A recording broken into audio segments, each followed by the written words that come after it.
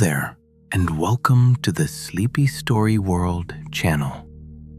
Tonight, we will be exploring the wonderful world of cats.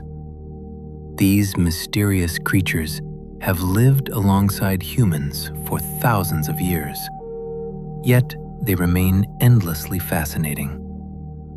With their soft fur, gentle purr, and graceful movements, cats have captured our hearts and imaginations. They are both wild and domestic, independent yet affectionate, hunters and companions all at once. The story of cats is ancient and beautiful, woven through human history like a thread of silk. If you enjoy these quiet explorations, I invite you to like and subscribe or share a simple thought down in the comments. It helps others find their way here too, one sleepy soul at a time.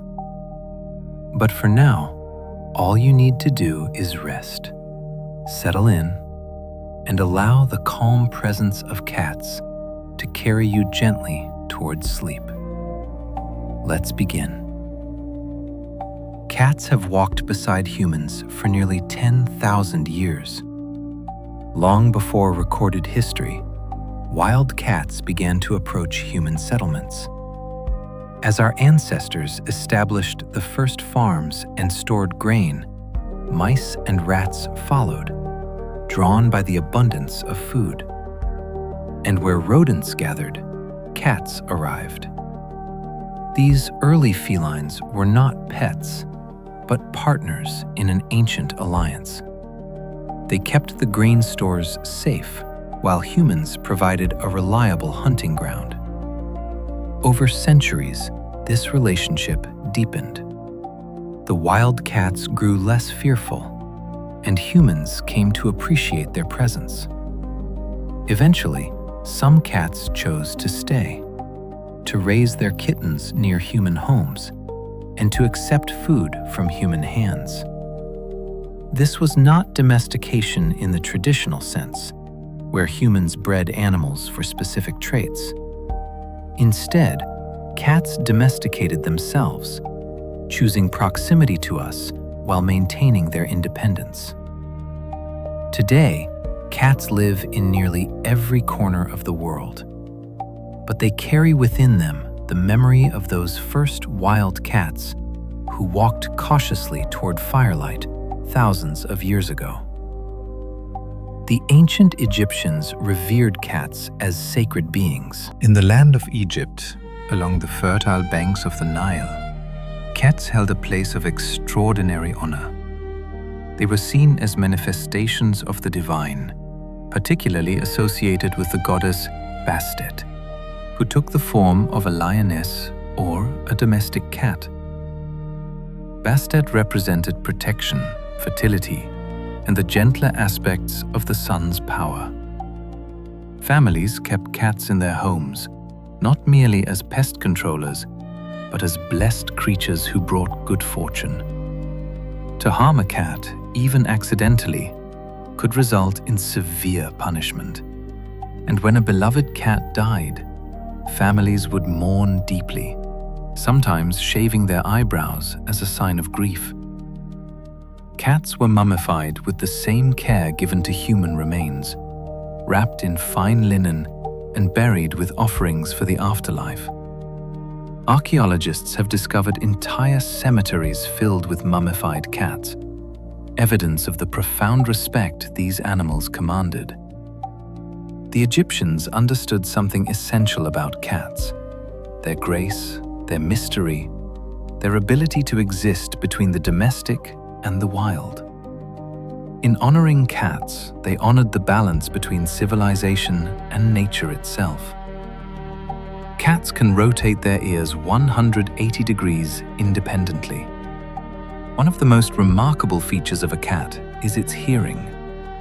Each ear is controlled by 32 muscles, allowing it to swivel independently in nearly any direction. A cat can point one ear forward while the other turns backward, listening simultaneously to sounds from multiple sources. This extraordinary flexibility helps cats locate prey with pinpoint accuracy, even in complete darkness. They can hear frequencies far beyond human range, detecting the ultrasonic calls of rodents and the faint rustling of insects in grass. When you watch a cat at rest, you might notice its ears constantly moving, twitching slightly to monitor the environment.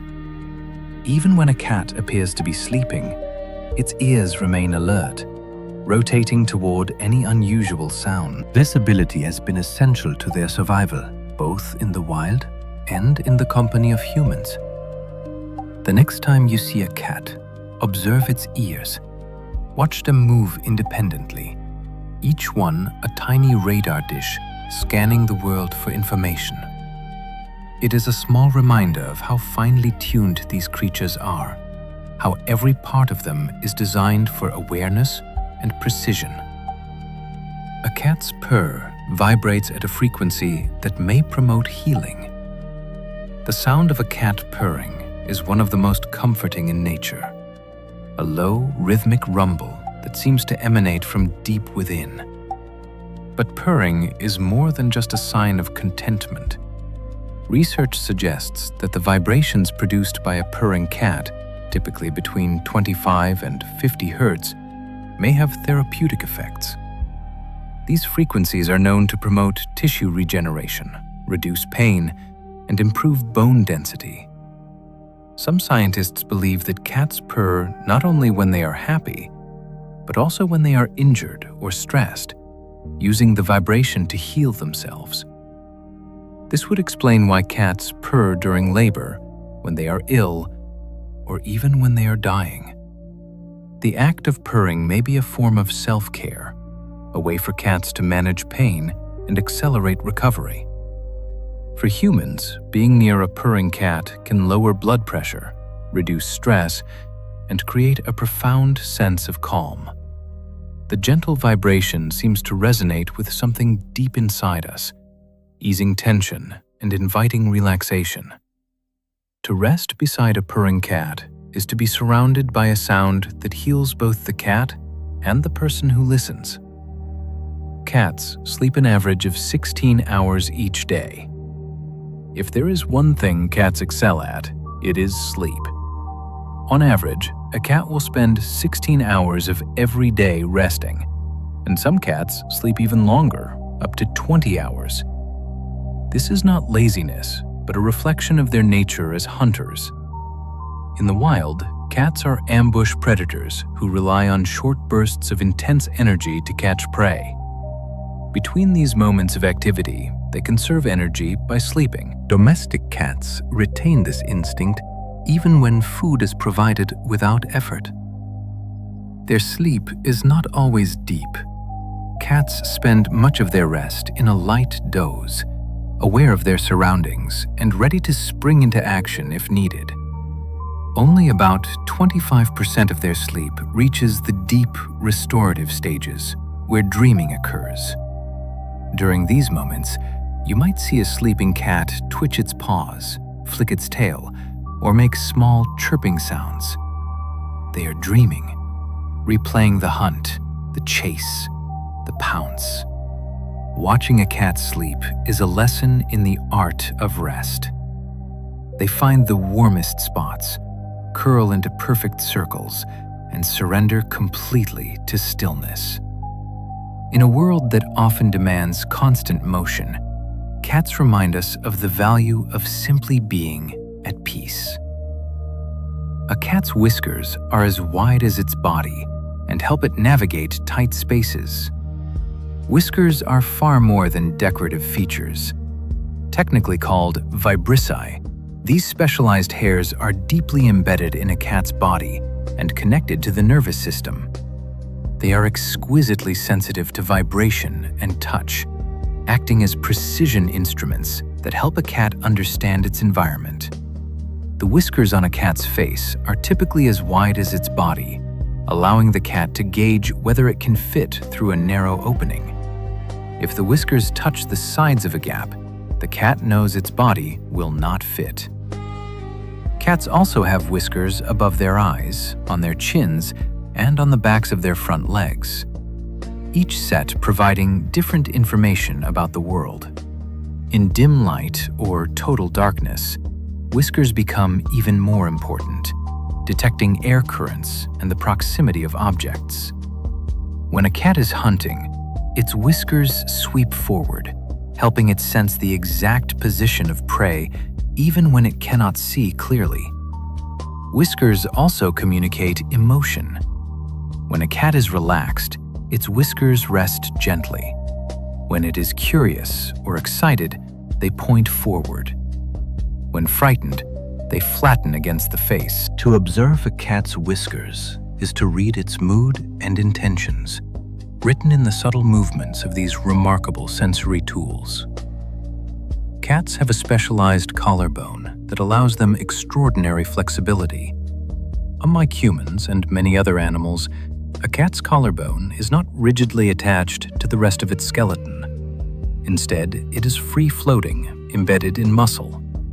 This unique anatomy gives cats their legendary flexibility, allowing them to twist their bodies in midair, squeeze through impossibly narrow spaces, and land gracefully after a fall.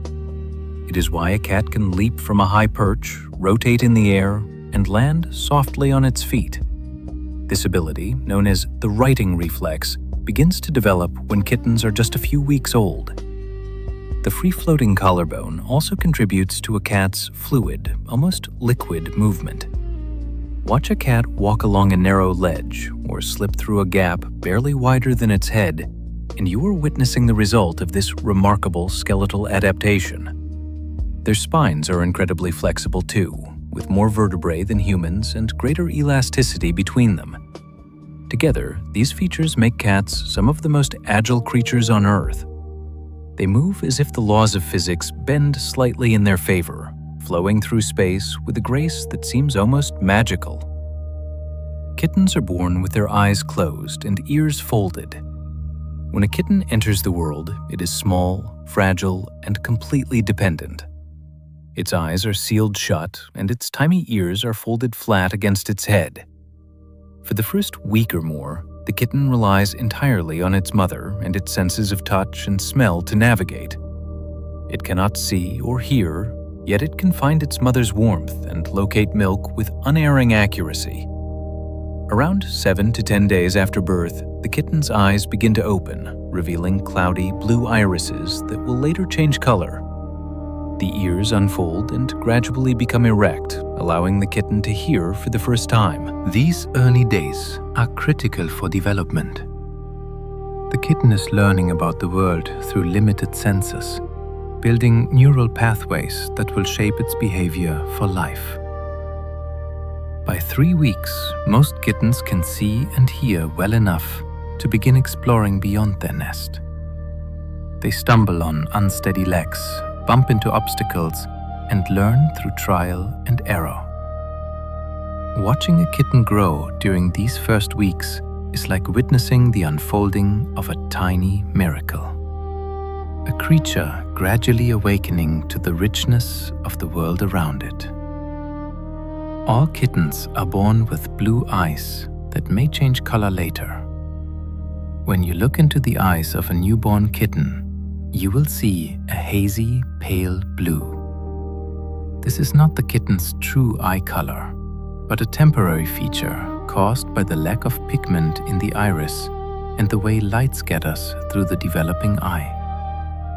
As the kitten grows, specialized cells called melanocytes begin to produce pigment and the true color emerges.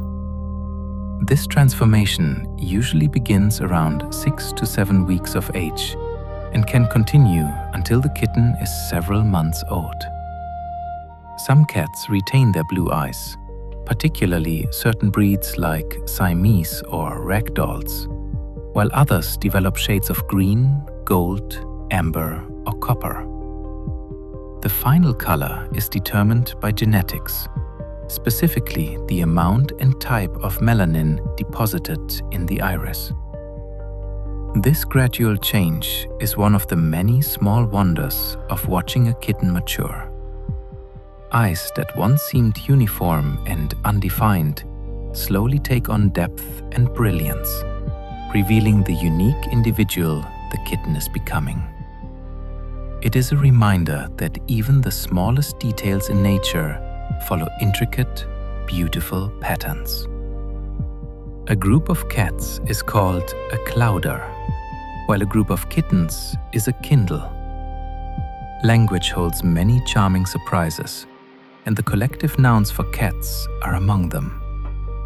When cats gather together, they form what is called a clouder. The word itself has an old-fashioned whimsical quality, evoking images of cats lounging in a sunlit courtyard or prowling together through shadowed alleys.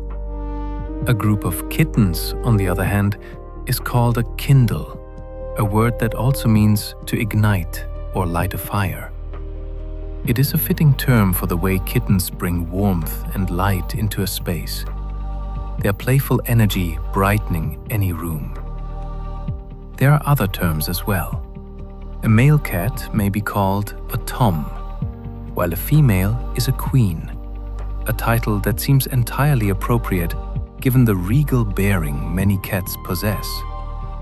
Wild or feral cats living together are sometimes referred to as a colony, especially when they share a common territory and social structure.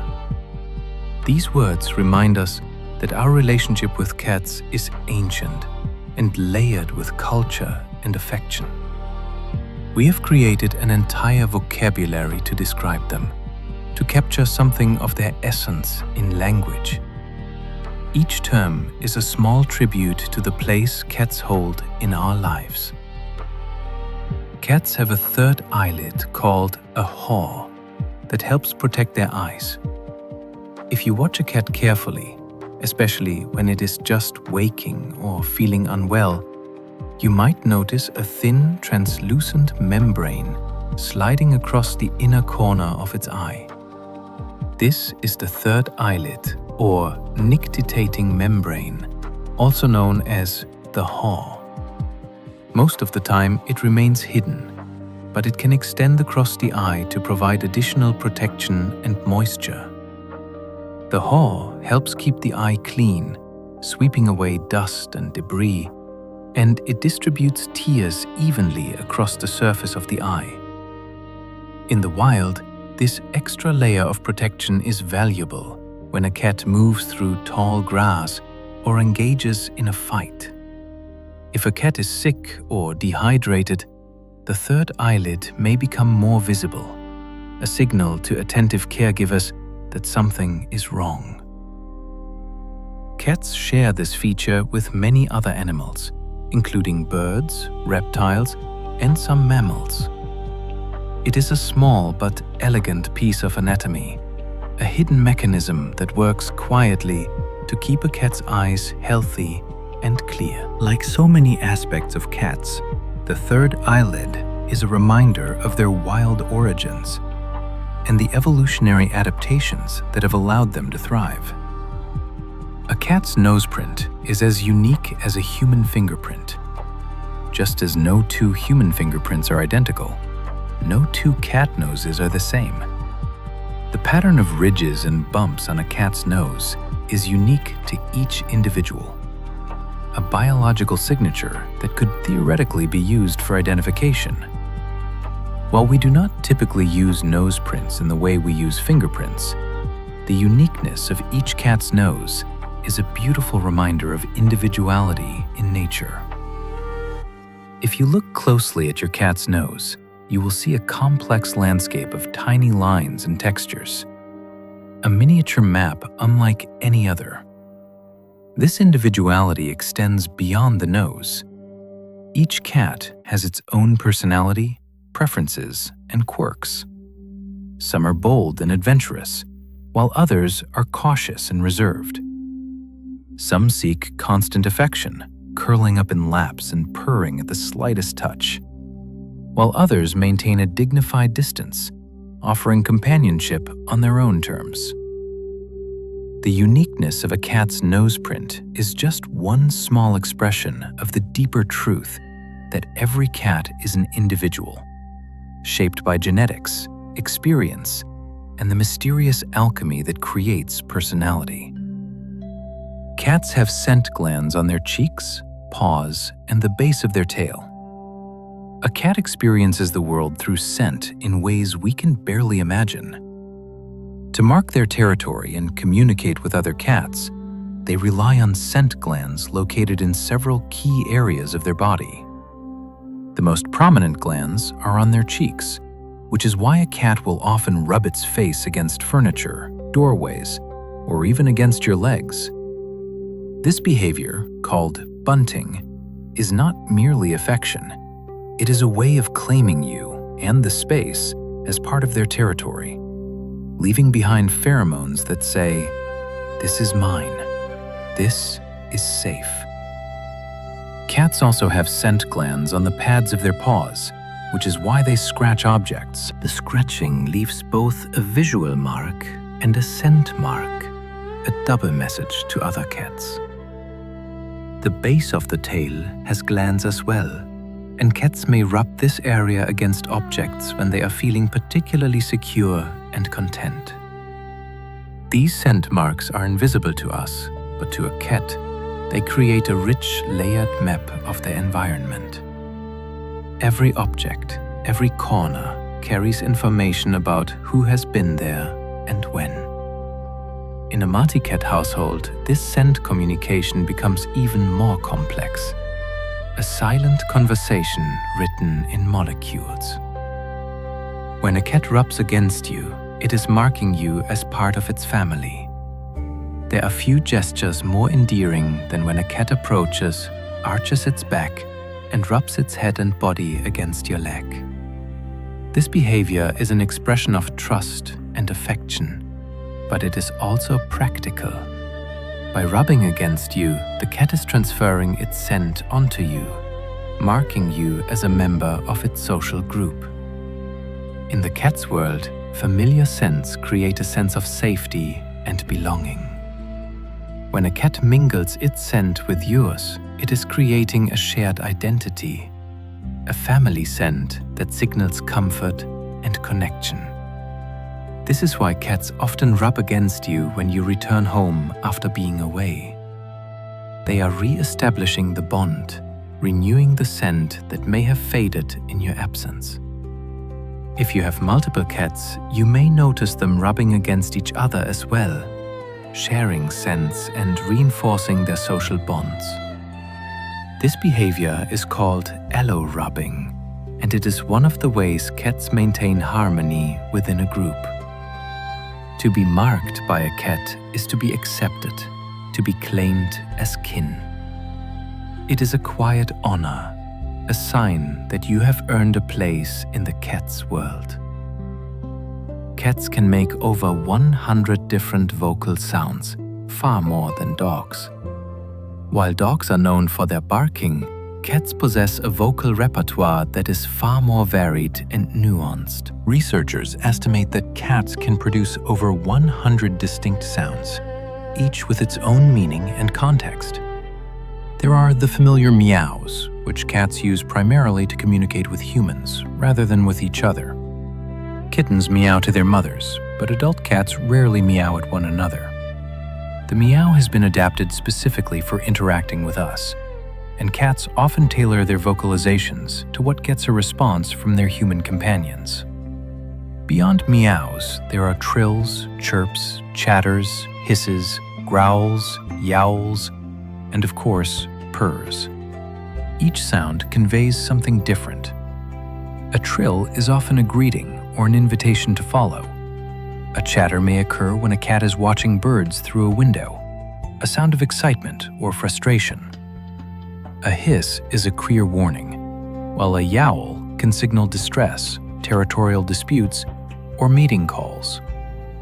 The range and subtlety of these sounds reveal the complexity of feline communication. Cats are not as demonstrative as dogs, but they are every bit as communicative. You simply need to learn their language, to listen closely to the variety of sounds they make, and understand the context in which they are used. The meow is a sound cats developed specifically for communicating with humans. In the wild, adult cats rarely meow at each other. They communicate through body language, scent, and a range of other vocalizations. But the meow is largely absent from their interactions. Kittens meow to get their mother's attention, but as they mature, they generally stop using this sound with other cats. However, when cats began living alongside humans, they discovered that meowing was effective at getting our attention. Over thousands of years, cats have refined this skill, learning which meows prompt us to provide food, open doors, or offer affection. Some cats develop very specific meows for specific requests, and attentive owners can often distinguish between a meow for food, a meow to go outside, and a meow that simply says, "Pay attention to me." This is a remarkable example of interspecies communication, where cats have adapted their behavior to bridge the gap between their world and ours. The meow is essentially a linguistic tool designed for us. A sound that exists primarily in the space between human and cat. When your cat meows at you, it is speaking a language that evolved just for this moment, this connection. Cats have a remarkable sense of balance due to their inner ear structure. Watch a cat walk along the narrow top of a fence, leap onto a high shelf, or navigate a cluttered countertop, and you are witnessing the result of an extraordinary sense of balance. This ability is largely due to the structure of a cat's inner ear, which contains the vestibular system. This system is highly developed in cats, providing them with an acute awareness of their body's position and movement in space. The vestibular system works in conjunction with the cat's flexible spine, powerful hind legs, and low center of gravity to create an animal that is exceptionally sure-footed. Cats can make minute adjustments to their posture and movement without conscious thought, allowing them to navigate precarious surfaces with confidence. This sense of balance also contributes to their famous ability to land on their feet. When a cat falls, the vestibular system immediately signals which way is up, and the cat's body rotates in mid-air to position its feet downward. This righting reflex, combined with their flexible spine, allows them to twist and adjust even during a very short fall. It is a feat of biological engineering refined over millions of years of evolution. A falling cat can twist its body in mid-air to land on its feet.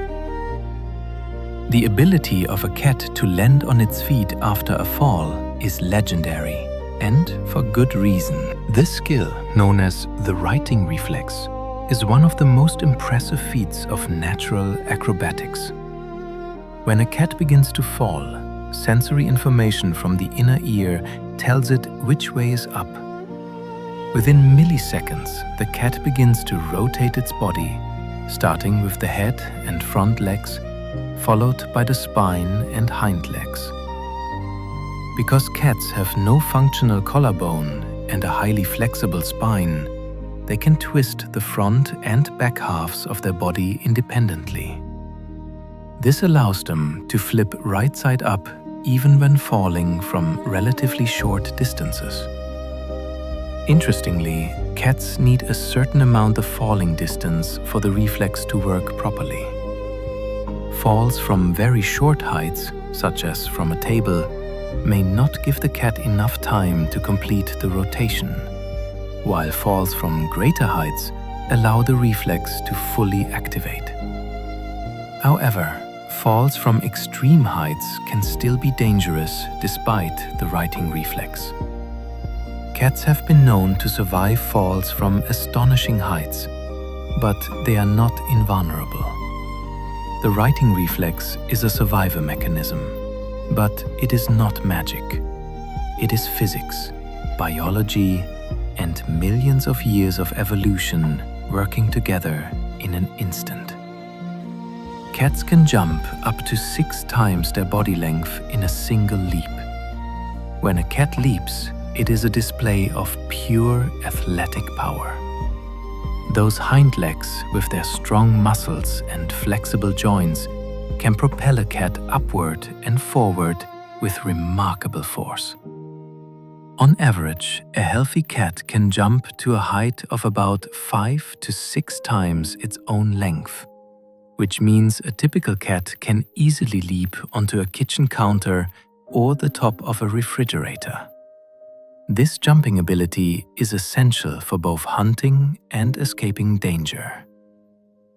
In the wild, cats use their leaping power to pounce on prey from above or to quickly climb trees when threatened by larger predators. Domestic cats retain this ability even when they have no need to hunt or flee. You might see a cat suddenly spring into the air seemingly for no reason, or leap across a room in a single bound.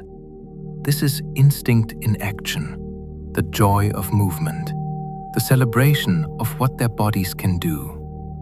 Watching a cat prepare to jump is a study in focus and tension. They crouch low, their eyes fixed on the target, their muscles coiled. Then, in an explosion of energy, they launch themselves through space, graceful and precise. It is a reminder that even the most domestic cat carries within it the spirit of a wild hunter. Cats spend a significant portion of their waking hours grooming themselves. If a cat is not sleeping, eating, or playing, it is likely grooming. Cats are meticulous about cleanliness, spending up to 50% of their waking hours licking their fur and cleaning their paws. This behavior serves multiple purposes.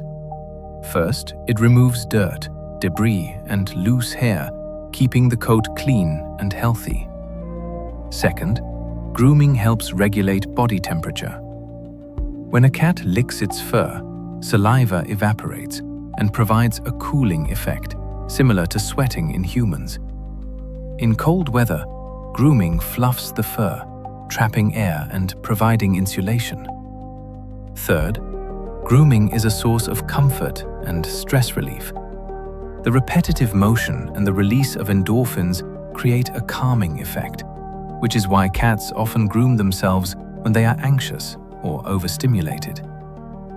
Cats also groom each other, a behavior called allo-grooming, which strengthens social bonds. When two cats groom each other, they are expressing trust and affection, reinforcing their relationship.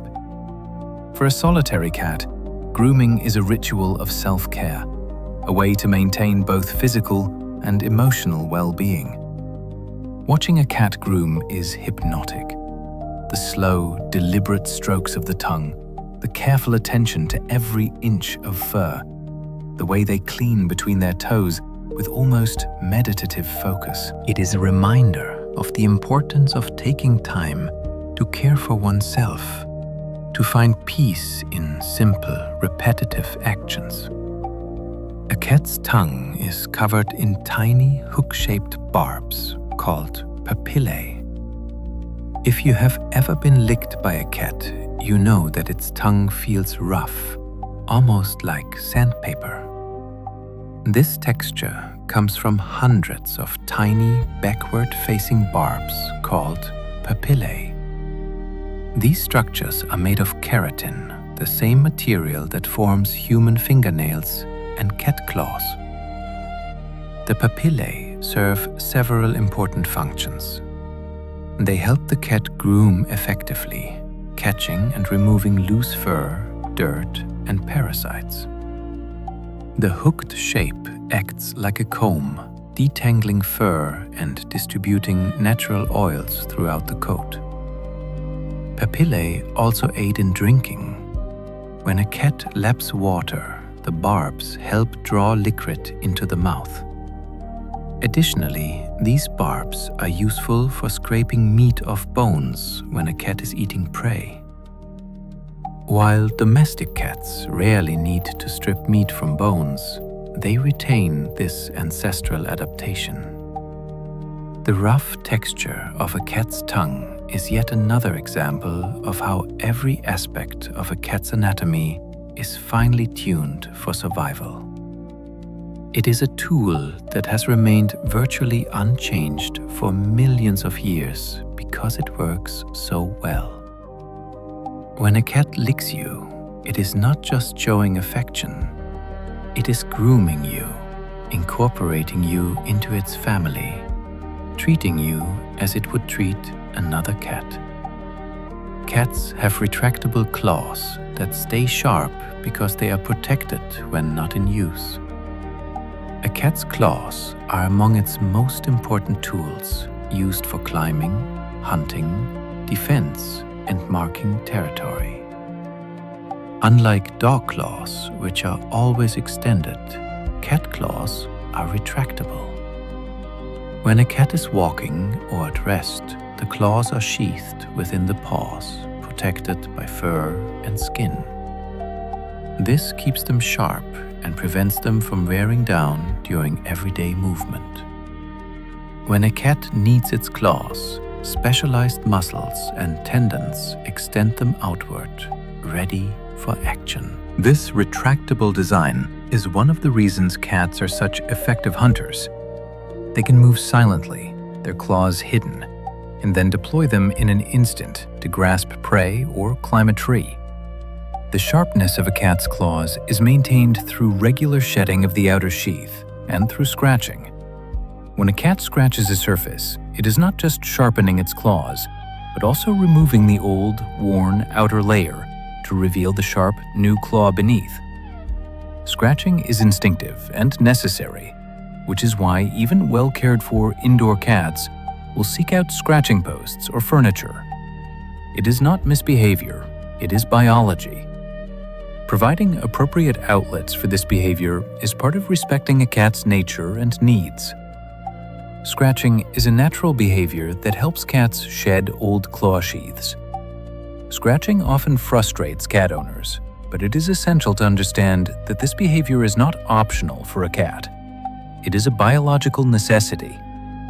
When a cat scratches, it is not trying to destroy your furniture, though it may seem that way. The cat is maintaining its claws, removing the dead outer layer to reveal the healthy, sharp claw underneath. You may have seen these discarded sheaths, small translucent husks that look like hollow claws left behind on scratching posts or carpets. Scratching also serves to stretch the muscles in a cat's legs, shoulders, and back. After a long nap, a good scratch is like a yoga pose, lengthening the body and releasing tension. Additionally, scratching deposits scent from the glands in a cat's paws, marking territory and communicating with other cats. For a cat, scratching is physical maintenance, exercise, and communication, all rolled into one behavior. Understanding this can help cat owners provide appropriate scratching surfaces and redirect the behavior away from furniture. Cats are not being destructive out of spite. They are simply being cats, following instincts that have served them well for millions of years. A cat's field of vision is wider than a human's, providing better peripheral sight. When you look at a cat face on, you are looking into the eyes of a hunter. Those large, forward-facing eyes provide excellent depth perception, crucial for judging distances when pouncing on prey. But what is even more impressive is a cat's peripheral vision. While humans have a field of view of about 180 degrees, cats can see approximately 200 degrees. This wider field allows cats to detect movement on either side without turning their heads, giving them a significant advantage when hunting or watching for danger. However, there is a trade-off. Cats sacrifice some visual acuity for this wider view. Their distance vision is not as sharp as a human's, and they are better at detecting motion than at seeing fine details. Up close, within about 12 inches, cats have difficulty focusing. This is why a cat may sniff or touch something brought close to its face, rather than simply looking at it. But in the mid-range, where hunting occurs, their vision is superb. They excel at tracking movement, which is why even a well-fed house cat will become transfixed by a fluttering insect or a toy dragged across the floor. Their eyes are finely tuned for the chase, for the moment when movement becomes opportunity. Cats see better in low light than humans, but they cannot see in complete darkness. One of the most persistent myths about cats is that they can see in total darkness. While cats have exceptional night vision, far superior to ours, they still need some light to see. The secret to their low light vision lies in the structure of their eyes. Cats have a high concentration of rod cells, which are photoreceptors that detect light and motion, but not color. Humans have more cone cells, which allow us to see color and detail in bright light. But cats' abundance of rods makes them much more sensitive to dim light. Additionally, cats have a layer of tissue behind the retina called the tapetum lucidum. This reflective layer acts like a mirror, bouncing light back through the retina and giving the photoreceptors a second chance to capture it. This is why cat eyes seem to glow in the dark when light shines on them. You are seeing the reflection from the tapetum lucidum. In very low light, cats can see about 6 to 8 times better than humans. But in complete darkness, where there is no light at all, cats are just as blind as we are. They rely instead on their other senses, particularly hearing, whiskers, and their sense of smell to navigate. The glowing eyes of a cat at night are caused by a reflective layer called the tapetum lucidum. One of the most striking images of a cat is the eerie glow of its eyes in the dark. When car headlights sweep across a cat sitting by the roadside, or when you shine a flashlight into a darkened room, the cat's eyes gleam with an otherworldly light, often green or gold. This phenomenon is caused by the tapetum lucidum, a specialized layer of cells located behind the retina. The tapetum acts as a biological mirror, reflecting light that passes through the retina back through it again. This gives the cat's photoreceptors a second opportunity to detect the light, significantly enhancing vision in low-light conditions. The tapetum lucidum is not unique to cats. It is found in many nocturnal and crepuscular animals, including dogs, deer, and raccoons. Each species has slightly different tapetum structures, which is why their eye shine appears in different colors. In cats, the color of the glow usually depends on the type of minerals in the tapetum and can range from green and yellow to blue and orange. This adaptation is a perfect example of evolution crafting elegant solutions to environmental challenges. For a creature that hunts at dawn and dusk, being able to see well in dim light is not just useful, it is essential for survival. Cats are crepuscular, meaning they are most active during dawn and dusk. Many people assume that cats are nocturnal because they often seem more energetic at night.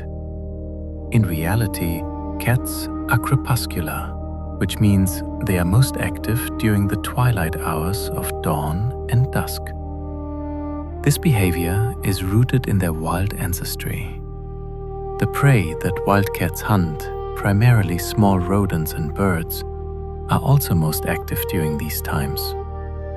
Hunting at dawn and dusk provides several advantages. The low light offers cover and makes it easier for cats to stalk prey without being seen, while their superior night vision gives them an edge over their targets. This natural rhythm persists in domestic cats, even those who have never hunted in their lives. You may notice that your cat becomes particularly playful in the early morning or evening, racing around the house, pouncing on toys, or engaging in what some people call the zoomies. This is not random behavior. It is the cat's internal clock signaling that it is time to hunt. For indoor cats, this energy needs an outlet, which is why interactive play during these peak times can help satisfy their instincts and strengthen the bond between cat and human. Understanding a cat's natural rhythms can lead to a more harmonious household. A cat's whiskers help it determine if it can fit through a space. Whiskers are not just charming facial features, they are precision instruments. A cat's whiskers, or vibrissae, are approximately as wide as the cat's body. This is no coincidence. When a cat approaches a narrow gap, it uses its whiskers to measure the opening.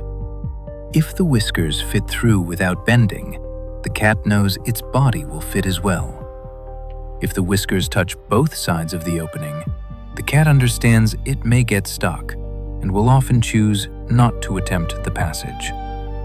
This is a rapid, instinctive calculation that happens without conscious thought. Whiskers detect minute changes in air currents and can sense nearby objects without direct contact. This makes them invaluable for navigation in the dark or in tight spaces where vision is limited. Cats also have whiskers above their eyes, which trigger a protective blink response if something comes too close, and whiskers on the back of their front legs, which help them sense the position and movement of prey they have caught. Whiskers are so sensitive that some cats become stressed if they have to eat from bowls that press against them, a condition sometimes called whisker fatigue. Respecting a cat's whiskers means understanding their importance and providing environments where they can use these incredible senses without discomfort.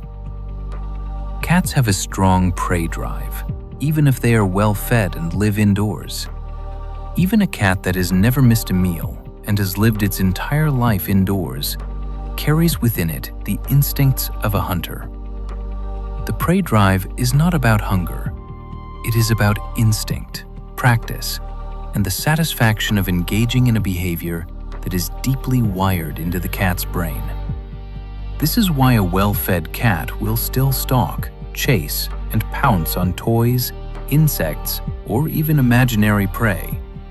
Hunting behaviors in cats typically follow a sequence: stalking, chasing, pouncing, capturing, and sometimes playing with or carrying the prey. For wild cats, this sequence ends with eating. For domestic cats, it may simply end with losing interest once the prey stops moving. This can be confusing to humans, especially when a cat brings home a dead mouse or bird and seems to lose interest in it. The cat was not hunting for food. It was engaging in a hardwired behavior that brings satisfaction and mental stimulation. For indoor cats, regular play that mimics hunting is essential for mental and physical health. Interactive toys that mimic the erratic movements of prey can provide an outlet for these instincts. Denying a cat the opportunity to hunt, even in play, can lead to boredom, frustration, and behavioral problems. Some cats bring their owners dead prey as a form of sharing or teaching. One of the more puzzling and for some unsettling behaviors of cats is the tendency to bring dead or dying animals to their human companions. A mouse left on the doorstep, a bird placed carefully on the bed. These are gifts that can provoke a range of reactions, from horror to confusion to reluctant appreciation. The motivation behind this behavior is not entirely understood, but there are several theories. Some researchers believe that cats are sharing their catch, much as they would with family members in a colony. Others suggest that cats, particularly females, are attempting to teach their humans how to hunt. much as a mother cat teaches her kittens. In the wild, a mother cat will bring live or dead prey to her young, allowing them to practice their hunting skills. Since many cats seem to view their humans as rather incompetent members of the family, particularly in the hunting department, they may be trying to help. Another possibility is that the cat is simply bringing its prize to a safe place, its home territory, where it can be consumed or stored. Regardless of the reason, this behavior is a sign of trust and social bonding. The cat is including you in its world, sharing something important. It is a gesture that, however unwelcome the actual gift may be, comes from a place of connection. Cats have an excellent sense of smell, though not as strong as dogs. While dogs are famous for their sense of smell, cats too have a highly developed olfactory system. A cat's sense of smell is about 14 times stronger than a human's. They have around 200 million scent receptors in their nasal tissues compared to a human's 5 million. Cats use their sense of smell to gather information about their environment, to identify other animals, to detect food, and to communicate through scent marking. Smell plays a crucial role in a cat's life from the moment they are born. Newborn kittens, blind and deaf, use their sense of smell to locate their mother and find milk. As they grow, smell helps them navigate their world and understand social structures. When cats meet, they often sniff each other, gathering information about identity, health, and emotional state. Cats also have a specialized scent organ called the vomeronasal organ, or Jacobson's organ, located on the roof of the mouth. When a cat smells something particularly interesting, it may open its mouth slightly and pull back its lips in what looks like a grimace. This is called the Feline response, and it allows air to pass over the vomeronasal organ, providing even more detailed information. Through scent, cats experience a layer of reality that is largely invisible to us. The Feline response allows cats to deeply analyze certain scents. The Feline response is one of the more curious behaviors a cat can display. Picture a cat encountering a new smell, perhaps another cat's scent mark or an intriguing spot on the ground. The cat pauses, sniffs deeply, then opens its mouth slightly, curls back its lips, and holds that expression for a few seconds, looking almost as if it has tasted something unpleasant. This is the Feline response, and it serves an important function.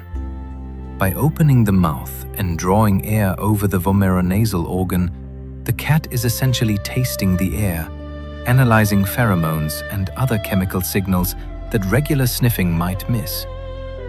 This organ is particularly sensitive to scents related to social and reproductive communication. Male cats often display the Feline response when they detect the scent of a female in heat. But both male and female cats use it to gather detailed information about other cats and animals in their environment. The Feline response is a reminder that cats live in a world rich with scent-based communication, a silent language we cannot perceive, but that shapes their understanding of everything around them. When you see a cat making this strange face, it is not being silly. It is reading a message written in molecules. Cats use their tails to communicate mood and intention. A cat's tail is one of its most expressive features, a living antenna that broadcasts mood and intention to anyone who knows how to read it. A tail held high, with a slight curve at the tip, usually signals confidence and contentment. A cat approaching with this tail posture is likely feeling friendly and maybe seeking interaction. A tail that is puffed up like a bottle brush indicates fear or aggression. The cat is trying to appear larger and more intimidating. A tail tucked tightly against the body suggests submission or fear. A tail that is lashing or thumping from side to side signals agitation or frustration. If you are petting a cat and its tail begins to twitch or whip, it is often a warning that the cat is reaching its tolerance limit and may bite or scratch if the interaction continues. A tail that is gently swaying may indicate focus, such as when a cat is watching prey or preparing to pounce. There are many subtle variations, and individual cats may have their own unique tail language. Observing a cat's tail in different situations can teach you a great deal about its emotional state and help you respond appropriately. The tail is a window into the cat's inner world, a form of communication that is constantly happening if only we pay attention. A low, slow tail wag often means irritation, not happiness like in dogs. One of the most common misunderstandings between cats and humans, especially those more familiar with dogs, is the meaning of a wagging tail. In dogs, a wagging tail generally indicates excitement or happiness.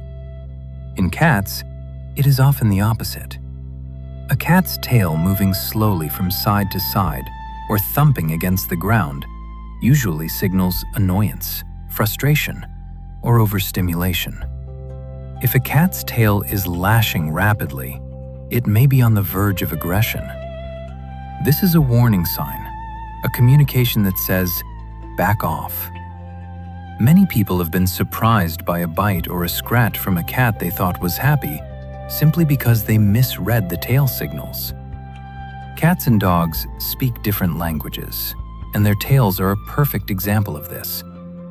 Learning to read a cat's tail correctly is essential for anyone who wants to understand and respect these animals.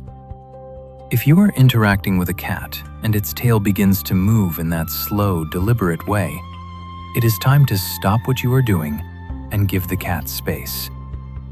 Respecting these signals leads to safer, more positive interactions and a relationship built on mutual understanding. Cats often knead with their paws, a behavior carried over from kittenhood. One of the most endearing behaviors a cat can display is kneading, the rhythmic pressing of the paws, alternating left and right, into a soft surface, such as a blanket, a pillow, or even your lap. This behavior originates in kittenhood. Newborn kittens knead their mother's belly while nursing to stimulate milk flow. The motion is comforting and associated with warmth, safety, and nourishment. As cats grow, many retain this behavior, kneading when they are feeling content, relaxed, or seeking comfort. Some cats knead before settling down to sleep, preparing their resting spot, as their ancestors might have patted down grass or leaves. Others knead on their humans, which is often interpreted as a sign of deep affection and trust. The cat is treating you as it would its mother, associating you with safety and comfort. Some cats purr while they knead, and a few even drool slightly, signs of extreme contentment. While kneading can be uncomfortable if the cat's claws are out, it is not meant to cause harm. It is a vestige of infancy, a return to a time when life was simple and secure. Watching a cat knead is a reminder of the lasting impact of early experiences and the enduring need for comfort and connection. Cats often sleep in high places because it makes them feel safe. If you have ever wondered why your cat insists on sleeping on top of the refrigerator, a high shelf, or the back of the couch, the answer lies in instinct. In the wild, elevated positions provide safety. A cat resting high above the ground is less vulnerable to predators and has a better vantage point to observe its surroundings. Even though domestic cats face no such threats, the instinct remains. High places offer a sense of security and control, allowing the cat to survey its territory and monitor activity below. This is particularly important in multi-cat households or homes with dogs, where a cat may seek out high perches to escape potential conflict or simply to have a quiet retreat. Providing vertical space, such as cat trees, shelves, or window perches, can significantly improve a cat's quality of life. It allows them to express natural behaviors and provides mental stimulation. When a cat climbs to a high spot and settles in, it is not just resting. It is claiming a throne, a place where it can observe the world from a position of safety and power. Understanding this need for vertical space is part of creating an environment where a cat can thrive. A cat's brain structure is 90% similar to a human's. While cats may seem mysterious and alien at times, their brains share remarkable similarities with our own. In fact, a cat's brain is about 90% similar in structure to a human brain. Both have a cerebral cortex divided into lobes, responsible for processing sensory information, making decisions, and storing memories. The similarities extend to the presence of both gray matter and white matter, and even to the neurotransmitters that transmit signals between neurons. However, there are important differences. A cat's brain is much smaller, weighing only about 30 grams compared to the human brain's 1,400 grams. Despite this size difference, a cat's brain is highly efficient, particularly in areas related to hunting, coordination, and processing sensory information. The structure of the brain also supports complex emotions. Cats experience fear, joy, anger, and affection much as we do. They form memories, both short-term and long-term, and they can learn from experience. The high degree of similarity between our brains and theirs is part of what makes the bond between humans and cats possible. We are not so different, and that shared neurological foundation allows for understanding and connection. Cats have an excellent memory, especially for things that affect their survival. While cats may not remember where they left their favorite toy, they have remarkable memories for information relevant to survival, territory, and social relationships. A cat can remember the location of food sources, safe hiding spots, and the territories of rival cats. They remember routines and patterns in their household, often knowing when it is time for meals or when their human typically returns home. Cats also have strong associative memory. If a particular experience was positive, such as receiving treats after a certain behavior, they will remember and repeat that behavior. Conversely, if an experience was negative, such as being frightened by a loud noise in a specific location, they will remember and avoid that place. Studies have shown that cats can remember events for years, particularly if those events had strong emotional significance. This is why a cat may continue to be wary of a veterinarian's office long after a stressful visit, or why they may recognize a person they haven't seen in years. Memory in cats is not just about storing information. It is about survival, about learning what is safe and what is not, and about forming the bonds that shape their social world. Each cat's whiskers are uniquely positioned, like a fingerprint. Just as no two human faces are exactly alike, no two cats have whiskers positioned in precisely the same way. The arrangement, length, and thickness of a cat's whiskers are unique to that individual. While all cats have whiskers in similar locations, the face, above the eyes, on the chin, and on the legs, the exact pattern varies from cat to cat. This uniqueness is not merely cosmetic. The precise arrangement of whiskers contributes to the cat's individual sensory experience, shaping how it perceives and interacts with the world. Some cats have particularly long, luxurious whiskers, while others have shorter, more delicate ones. Some whiskers curve gently, while others stand out straight. Observing these small differences is part of appreciating the individuality of each cat. Just as you might recognize a friend by the shape of their face or the sound of their voice, the pattern of a cat's whiskers is part of what makes it distinct. It is one more reminder that while cats share common traits and behaviors, each is a unique being, shaped by genetics, experience, and its own particular way of moving through the world. Cats can rotate their ears independently to pinpoint the source of a sound. A cat's ears are marvels of biological engineering. Each ear can move independently, rotating up to 180 degrees to capture sound from nearly any direction. This ability is controlled by 32 muscles in each ear, giving the cat extraordinary precision in locating the source of even the faintest noise. When the cat hears something interesting, he will often see both ears swivel toward the sound, locking onto it like radar dishes. If there are multiple sounds, the cat can aim one ear in one direction and the other ear elsewhere, processing information from both sources simultaneously. This is crucial for hunting. A cat stalking prey relies heavily on sound to pinpoint the exact location of a mouse rustling under leaves or a bird fluttering in a bush.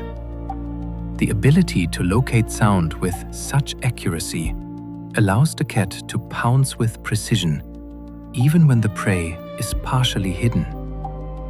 This ear mobility also helps cats stay aware of their surroundings while doing other activities. A cat grooming itself or eating may appear focused on that task, but its ears are constantly moving, monitoring the environment for potential threats or opportunities. The ears are always listening, always alert, gathering information from the world in every direction. A contented cat may drool slightly when extremely relaxed or happy. While drooling is more commonly associated with dogs, some cats also drool when they are exceptionally happy or relaxed. This is not a sign of illness, but rather a symptom of extreme contentment. The drooling often occurs during moments of deep relaxation, such as when a cat is being petted in just the right spot, purring loudly, and perhaps kneading with its paws. The sensation is so pleasurable that the cat's body responds with a slight loss of control over salivation. Not all cats do this, and those that do may only drool in specific circumstances. For cats who are known to drool when happy, it is a charming quirk, a sign that they are utterly at peace. Of course, excessive drooling or sudden onset of drooling can indicate dental issues or other health problems. So it is important to distinguish between the happy drool of a relaxed cat and drooling that might signal something wrong. But when a cat is purring in your lap, eyes half closed, kneading gently, and a small drop of drool appears, you can be confident that the cat is experiencing a moment of profound happiness. It is a vulnerability, a sign of trust, and a testament to the bond between you. Cats have a slow blink that is often interpreted as a sign of trust and affection. In the language of cats, eye contact can be complicated. Direct, prolonged staring can be seen as a challenge or a threat. However, there is one type of eye contact that carries a very different meaning: the slow blink. When a cat looks at you and slowly closes and opens its eyes, almost like a languid wink, it is expressing comfort, trust, and affection. Some people call this a cat kiss.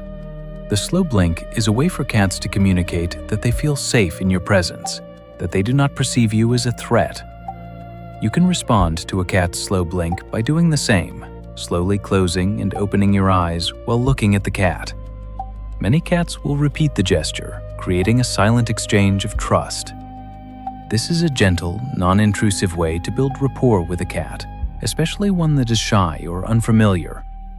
Unlike petting or picking up a cat, which requires physical contact and can be overwhelming, a slow blink respects the cat's space while still communicating warmth and goodwill. It is one of the subtler forms of communication between humans and cats, but it is remarkably effective. In a glance, a slow blink says, "I see you. I trust you. And I am at peace with you here." Cats may chatter at birds through a window, a behavior linked to hunting instincts.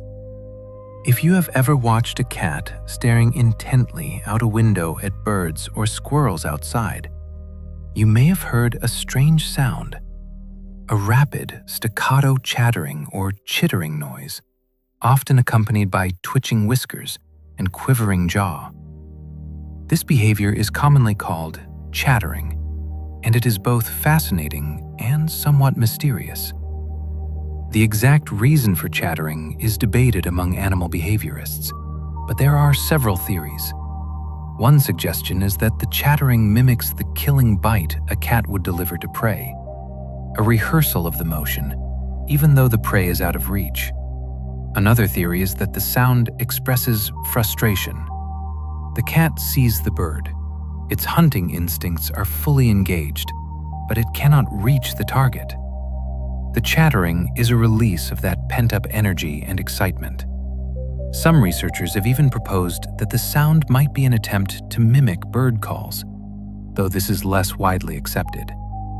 What is clear is that chattering is linked to the prey drive. It occurs when a cat is intensely focused on prey it cannot access. For indoor cats, this is a common experience. Their world is full of visual stimulation, creatures moving just beyond the glass, tantalizingly close, yet forever out of reach. The chatter is a glimpse into the hunter's mind, a reminder that even in the safest home, the instinct to stalk and catch never truly fades. Cats have individual preferences for being touched in certain areas. Just as humans have personal boundaries and preferences about physical touch, so do cats. Each cat is an individual with its own comfort zones and sensitive areas. Most cats enjoy being petted on the head, cheeks, and chin, areas where they have scent glands and where petting reinforces social bonding. Many cats also appreciate gentle strokes along the back and shoulders. However, the belly, paws, and tail are often more sensitive and may be off limits for many cats. A cat that rolls over and exposes its belly is showing trust, but this does not always mean it wants its belly rubbed. For some cats, touching the belly triggers a defensive response, and they may bite or scratch. Similarly, many cats dislike having their paws or tail handled. These areas are vulnerable, and touching them can make the cat feel threatened. Learning a particular cat's preferences requires patience and observation. Pay attention to the cat's body language. If the ears flatten, the tail starts twitching, or the cat pulls away, it is signaling discomfort. Respecting these boundaries is essential for building trust. A cat that feels understood and respected is more likely to be affectionate and relaxed. Forcing touch on a cat or ignoring its signals damages the relationship and can lead to fear or aggression. Some cats are more vocal than others, with breeds like Siamese being particularly chatty. While all cats can vocalize, some are far more talkative than others. Breed plays a significant role in how vocal a cat is likely to be. Siamese cats, for example, are famous for their loud, frequent, and often insistent vocalizations. They are known to talk to their owners, expressing opinions about everything from mealtimes to perceived injustices. Oriental breeds, such as the Balinese and Tonkinese, also tend to be quite vocal. On the other end of the spectrum, some breeds, like the British Shorthair or the Russian Blue, are generally quieter and more reserved. However, individual personality matters as much as breed. Some cats are naturally chatty, engaging in conversation with their humans, meowing in response to questions, and announcing their presence throughout the day. Others are silent, communicating primarily through body language and only vocalizing when truly necessary. For people who enjoy a talkative companion, a vocal cat can be delightful, a constant source of interaction and communication. For those who prefer a quieter household, a less vocal cat may be a better fit. Understanding and appreciating a cat's communication style, whether chatty or silent, is part of accepting the individual personality of the animal. A cat's sense of taste is less developed than its sense of smell. While humans have around 9,000 taste buds, cats have only about 470. This limited sense of taste means that cats experience food differently than we do. They rely more heavily on smell and texture when evaluating whether something is appetizing. A cat with a stuffy nose from a cold may refuse to eat, not because the food tastes bad, but because it cannot smell it properly. Interestingly, cats lack the ability to taste sweetness. They do not have the taste receptors for sweet flavors, a trait that is quite rare among mammals. This is likely because, as obligate carnivores, cats have little need to identify sweet foods like fruits. Their diet in the wild consists almost entirely of meat, and their taste preferences have evolved accordingly. Cats can taste salty, sour, and bitter flavors, and they are particularly sensitive to bitterness, which helps them avoid potentially toxic substances. When choosing food for a cat, it is important to remember that what appeals to human tastes may not appeal to a cat. Strong aromas, appropriate texture, and high-quality protein are more important than fancy flavors.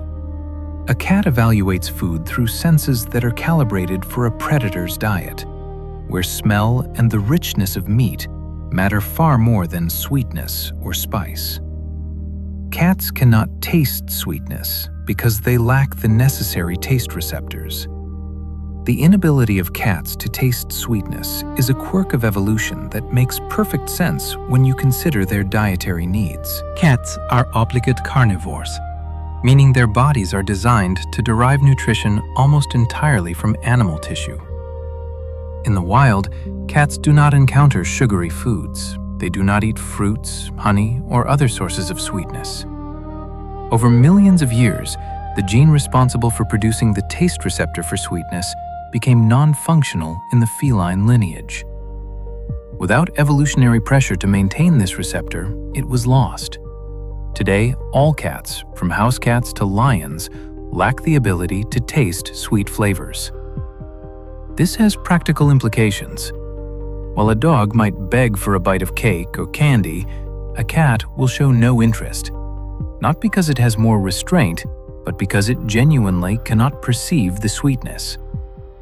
Cats also should not be given sugary foods, as their digestive systems are not equipped to handle high levels of carbohydrates. This adaptation is a reminder of how closely a species' senses are tied to its ecological niche. Every aspect of a cat's biology reflects its role as a hunter of meat, from its teeth to its digestive system to the very structure of its taste buds. A mother cat teaches her kittens important life skills through play and demonstration. In the wild, a mother cat is both caretaker and teacher. Once her kittens are old enough to eat solid food, usually around 4 weeks of age, she begins bringing them prey. At first, the prey may be dead, allowing the kittens to explore and practice their biting and paw techniques without danger. As the kittens grow more confident, the mother may bring live prey, releasing it near the kittens so they can practice their stalking, pouncing, and killing techniques. This is not cruelty, but education. In the wild, kittens must learn to hunt to survive. The mother cat demonstrates the process, and the kittens learn by imitation and practice. Play among kittens also serves an educational purpose. When kittens wrestle, pounce on each other, and engage in mock battles, they are developing coordination, learning bite inhibition, and understanding social boundaries. Domestic cats retain these teaching instincts even when hunting is unnecessary. A mother cat with kittens will still engage in play that mimics hunting. And even cats separated from their mothers at a young age will often play hunt with toys, their instincts guiding them to practice skills they may never need to use. This transfer of knowledge from one generation to the next is a fundamental part of being a cat. Kittens begin to develop their hunting skills as early as 3 weeks old. The transformation from helpless newborn to coordinated hunter happens remarkably quickly in kittens. By around 3 weeks of age, kittens begin to show the first signs of hunting behavior. Their eyes are now open, they can hear, and they are starting to walk with increasing confidence. At this stage, you might see a kitten stalking a sibling's tail, pouncing on a piece of fluff, or batting at a moving object. These early play behaviors are the foundation of hunting skills. Over the following weeks, the kitten's coordination improves and its movements become more purposeful. By 6 to 8 weeks, kittens are engaging in serious practice sessions, perfecting the stalk, the pounce, the grab, and the bite. Even though domestic kittens may never need to catch their own food, these behaviors are hardwired. They will emerge and develop whether the kitten is in the wild or in a living room. Providing young kittens with appropriate toys and opportunities for play is not just entertainment.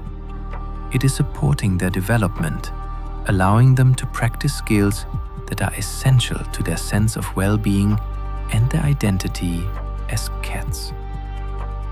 A kitten deprived of play can grow into an adult with behavioral issues, frustrated by the lack of outlet for instincts that demand expression. Cats have a specialized collarbone that allows them to squeeze through tight spaces.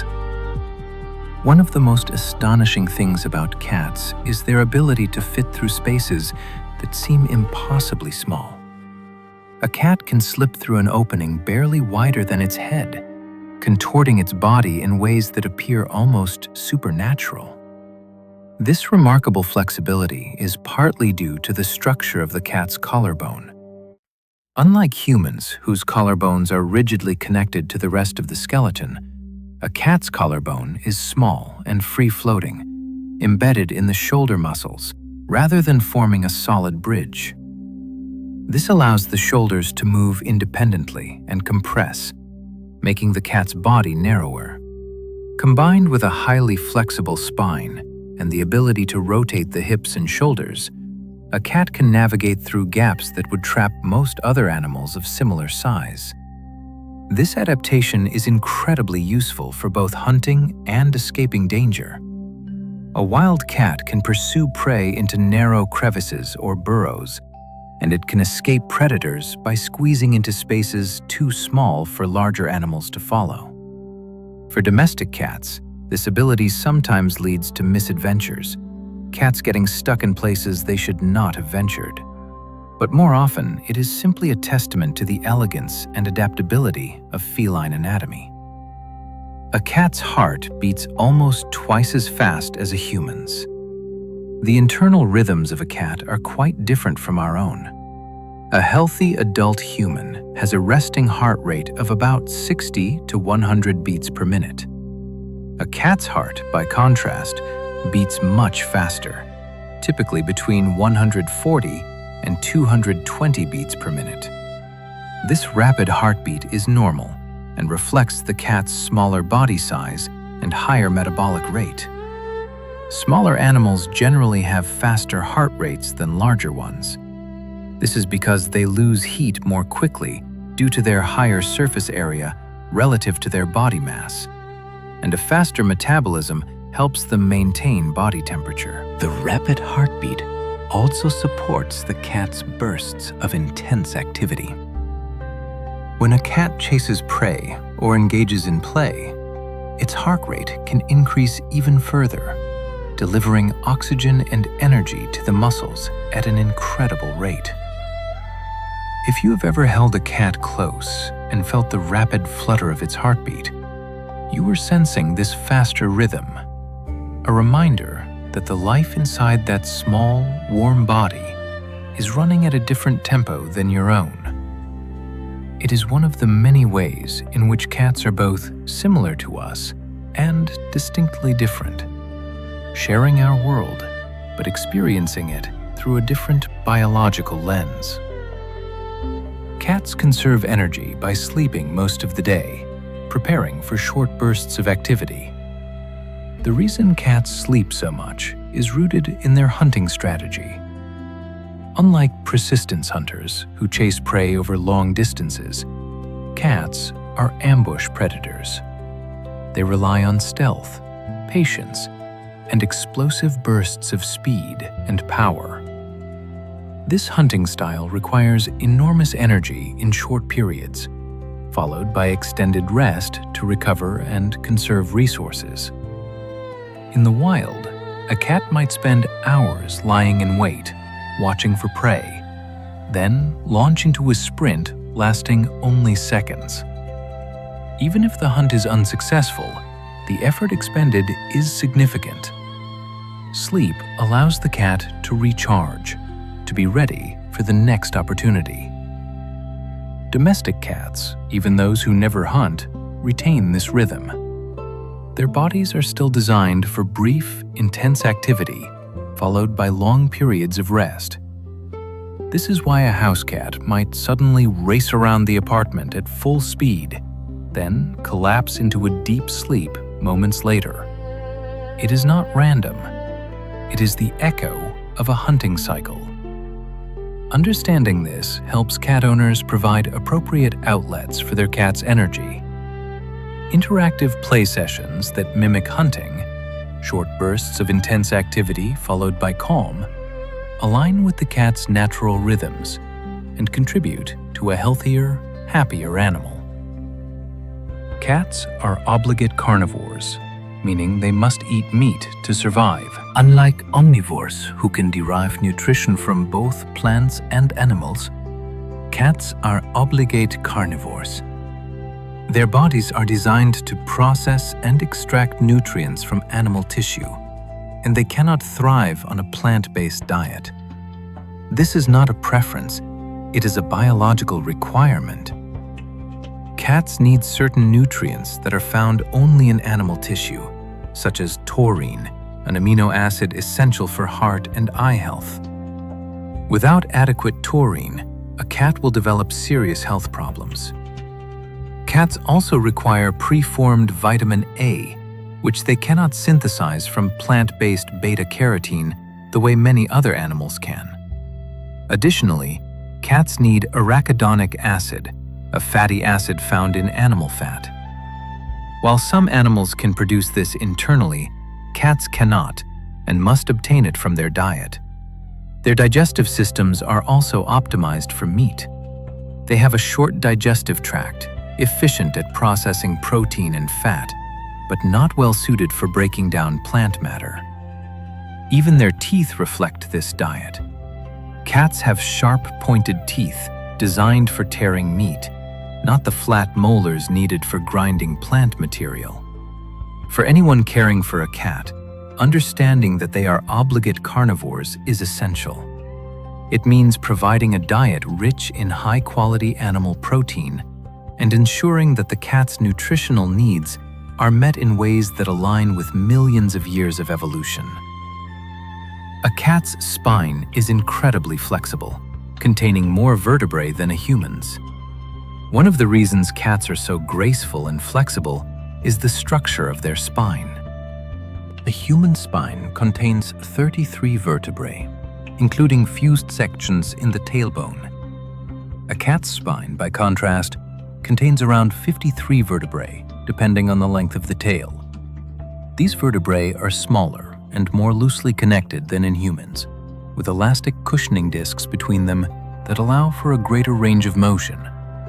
This flexibility enables a cat to twist, arch, and contort its body in ways that seem almost liquid. Watch a cat groom itself, reaching around to lick the base of its tail, or observe how a cat can rotate its spine in midair during a fall, and you are seeing this remarkable spinal flexibility in action. The flexibility of the spine also contributes to a cat's ability to extend and compress its body. A running cat stretches out, its spine elongating to increase stride length, then compresses, gathering energy for the next bound. This gives cats their characteristic flowing, bounding gait. The spine is the core of a cat's physicality, the foundation of its agility, grace, and hunting prowess. It is a marvel of biological engineering evolved to create one of nature's most efficient and beautiful predators. Cats have a unique gait called direct registering, where the back paw steps almost exactly where the front paw was. If you have ever watched a cat walk, especially in slow motion or in mud where the prints are visible, you may have noticed something unusual. The cat's back paw lands almost exactly in the spot where its front paw just left. This is called direct registering, and it serves several purposes. First, it makes the cat's movement quieter. By placing the back paw in a spot already tested by the front paw, the cat reduces the chance of stepping on something that might crack or rustle, alerting prey to its presence. Second, it improves balance and coordination, particularly when walking on narrow surfaces like fences or branches. The front paw tests the surface, and the back paw follows the proven path. This gait is almost unique to cats among four-legged animals. A few other species use it occasionally, but in cats, it is standard. Watch a cat walk slowly and deliberately, and you will see this precise, economical placement of each paw. It is a small detail, but it reveals the deep evolutionary refinement of the cat's body. Every aspect of how a cat moves, from the flexibility of its spine to the placement of its feet, has been honed over millions of years for stealth, efficiency, and grace. Domestic cats share 95% of their genetic makeup with tigers. It might seem impossible that the small, purring creature on your couch has much in common with a tiger prowling through a jungle, but genetically, they are remarkably similar. Domestic cats and tigers share approximately 95% of their DNA. This close relationship is a reminder that all cats, from the smallest house cat to the largest tiger, belong to the same family, Felidae, and they share a common ancestor. The traits that make a house cat successful, sharp, retractable claws, keen senses, a flexible spine, a carnivorous diet, are the same traits that make a tiger one of the most formidable predators on Earth. The main differences between domestic cats and big cats like tigers are size, social structure, and specific adaptations to their environments. But the fundamental blueprint is the same. Watch a house cat stalk a toy, and you are seeing the same predatory focus and technique a tiger uses to hunt deer. Observe a cat grooming itself or stretching, and you are witnessing behaviors that tigers also perform. This genetic closeness is humbling. It suggests that the gentle, affectionate animal sharing our homes is, in a very real sense, a miniature tiger, carrying within it the legacy of wild, powerful ancestors. Cats have been known to travel hundreds of miles to return home. There are countless stories of cats who, after being lost or relocated, have traveled incredible distances to return to their homes. These journeys can span hundreds of miles, over weeks or months, through unfamiliar territory, across rivers, through cities, and over mountains. The exact mechanism by which cats navigate these distances is not fully understood, but it is believed that they use a combination of senses. Cats may rely on their acute sense of smell, following scent trails that are invisible and incomprehensible to humans. They may also use the position of the sun, landmarks, and even the Earth's magnetic field to orient themselves. Some researchers believe cats possess a form of psychic or sixth sense, though this remains speculative. What is clear is that cats have a strong attachment to territory, and in some cases to the human families. This attachment drives them to attempt these arduous journeys. Not all cats succeed. The journey is dangerous and many do not make it home. But the fact that some do, against all odds, speaks to the determination, resilience, and navigational abilities of these remarkable animals. These stories remind us that while cats may seem aloof or independent, they are capable of profound loyalty and connection. Home for a cat is not just a place, it is a feeling, a bond that can pull them across seemingly impossible distances. A cat's sense of hearing is one of the keenest among mammals. Cats can hear sounds at much higher frequencies than humans or even dogs. While the upper limit of human hearing is around 20 kHz, cats can detect sounds up to 64 kHz or higher. This allows them to hear the ultrasonic vocalizations of rodents, which often communicate in frequencies above human perception. For a cat, the world is filled with sounds we cannot even imagine. The squeak of a mouse is not just audible, it is rich with detail, allowing the cat to determine the exact location, distance, and even the emotional state of the creature making the sound. This acute hearing is essential for hunting. Cats often hunt in low light or darkness, where vision is limited. The ability to hear even the faintest rustle of leaves or the high-pitched call of prey gives them a significant advantage. The large mobile ears of a cat are perfectly designed to capture these sounds and funnel them into the ear canal.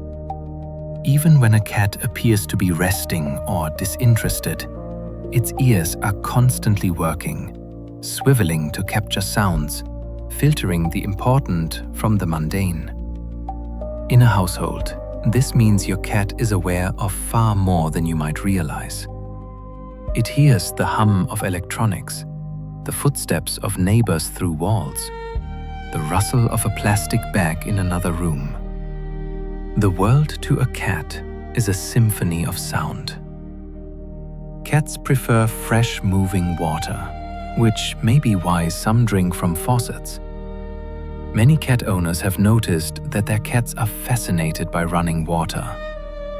A cat may sit by a dripping faucet, bat at the stream, or drink eagerly from it while ignoring a full bowl of still water nearby.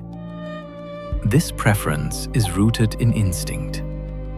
In the wild, moving water is generally safer to drink than stagnant water. Still water can harbor bacteria, parasites, and other contaminants, while flowing water from a stream or spring is more likely to be fresh and clean. Over time, cats developed a preference for moving water as a survival mechanism. Domestic cats retain this instinct. Even though their water bowls are cleaned regularly and pose no threat, the sight and sound of running water trigger an instinctive response, a recognition that this water is good, safe, fresh. This is why many cat owners invest in water fountains designed for pets. These devices provide a continuous flow of water, appealing to the cat's natural preferences and encouraging them to drink more. Adequate hydration is important for a cat's health, particularly for kidney function. So anything that encourages a cat to drink more water is beneficial. The next time you see a cat watching a faucet with intense focus, understand that it is not just curiosity, it is instinct, a memory of wild ancestors who needed to choose their water sources carefully to survive. Some cats have extra toes, a condition called polydactyly. Most cats have 18 toes, 5 on each front paw and 4 on each back paw.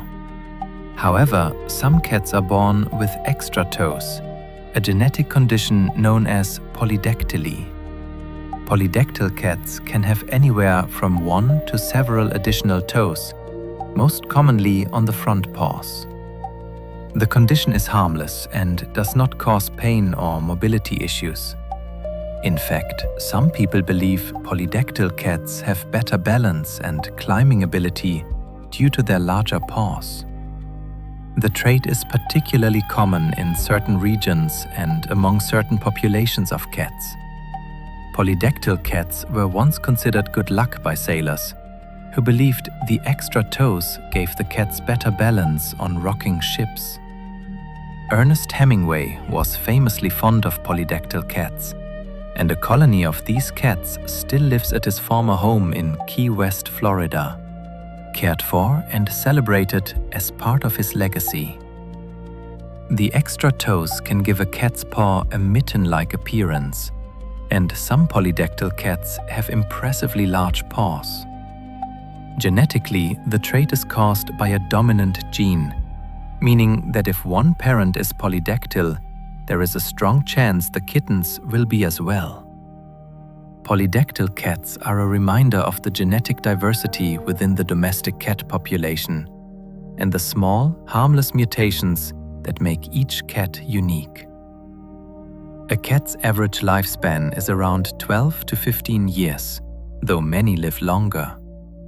The lifespan of a cat depends on many factors, including genetics, diet, environment, and access to veterinary care.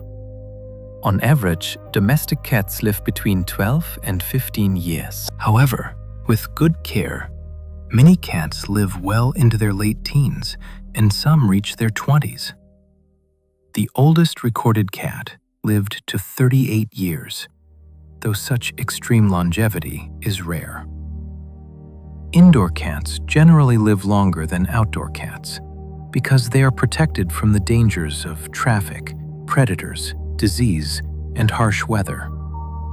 Outdoor cats face numerous hazards that can significantly shorten their lives. Diet also plays a crucial role. Cats fed high-quality, nutritionally balanced food tend to be healthier and live longer. Regular veterinary care, including vaccinations, dental care, and early detection of health issues, can add years to a cat's life. As cats age, they may slow down, sleep more, and develop health issues such as arthritis or kidney disease. But many senior cats remain alert, affectionate, and engaged with their surroundings well into old age.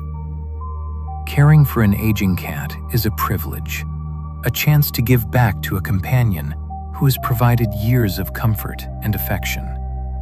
It is also a reminder to cherish each day with these creatures whose lives, though shorter than ours, are no less meaningful. Senior cats often become more affectionate as they age. Many people find that their cats become more affectionate and seek out human company as they grow older. While kittens and young cats are often energetic and independent, senior cats may become calmer and more interested in quiet companionship. This shift can be attributed to several factors. As cats age, they may feel more vulnerable and seek the security and warmth that close contact with their human provides. They may also experience some discomfort from age-related conditions like arthritis, and physical closeness can be soothing. Additionally, older cats may simply appreciate the predictability and safety of their home and the presence of their trusted human. An aging cat that was once aloof may begin to follow you from room to room, curl up in your lap more often, or sleep beside you at night. This increased affection is a gift, a deepening of the bond that has been years in the making. It is also a reminder that cats are capable of change and growth. Their personalities are not fixed, but evolve over time, shaped by experience, health, and the relationships they form. Caring for a senior cat, responding to their increased need for closeness and comfort, is one of the most tender aspects of sharing your life with these animals. Cats are crepuscular, meaning they are most active during twilight hours. The natural rhythm of a cat's day is tied to the movement of the sun. Cats are crepuscular, which means they are most active during the low light periods of dawn and dusk. This behavior pattern is inherited from their wild ancestors, who found these times ideal for hunting. Prey animals, particularly rodents, are also active during these twilight hours, making it the most productive time for a cat to hunt.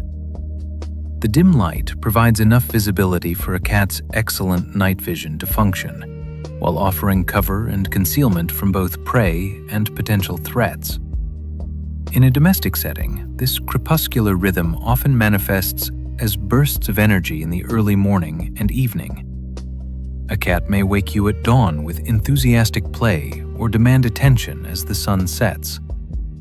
Understanding this natural rhythm can help cat owners work with rather than against their cat's instincts.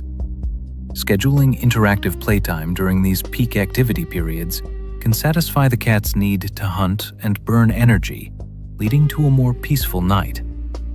It also means that a cat sleeping through much of the day and being wakeful at night is not being difficult. It is simply following the biological clock that has guided felines for millions of years. Cats can run at speeds of up to 30 miles per hour in short bursts.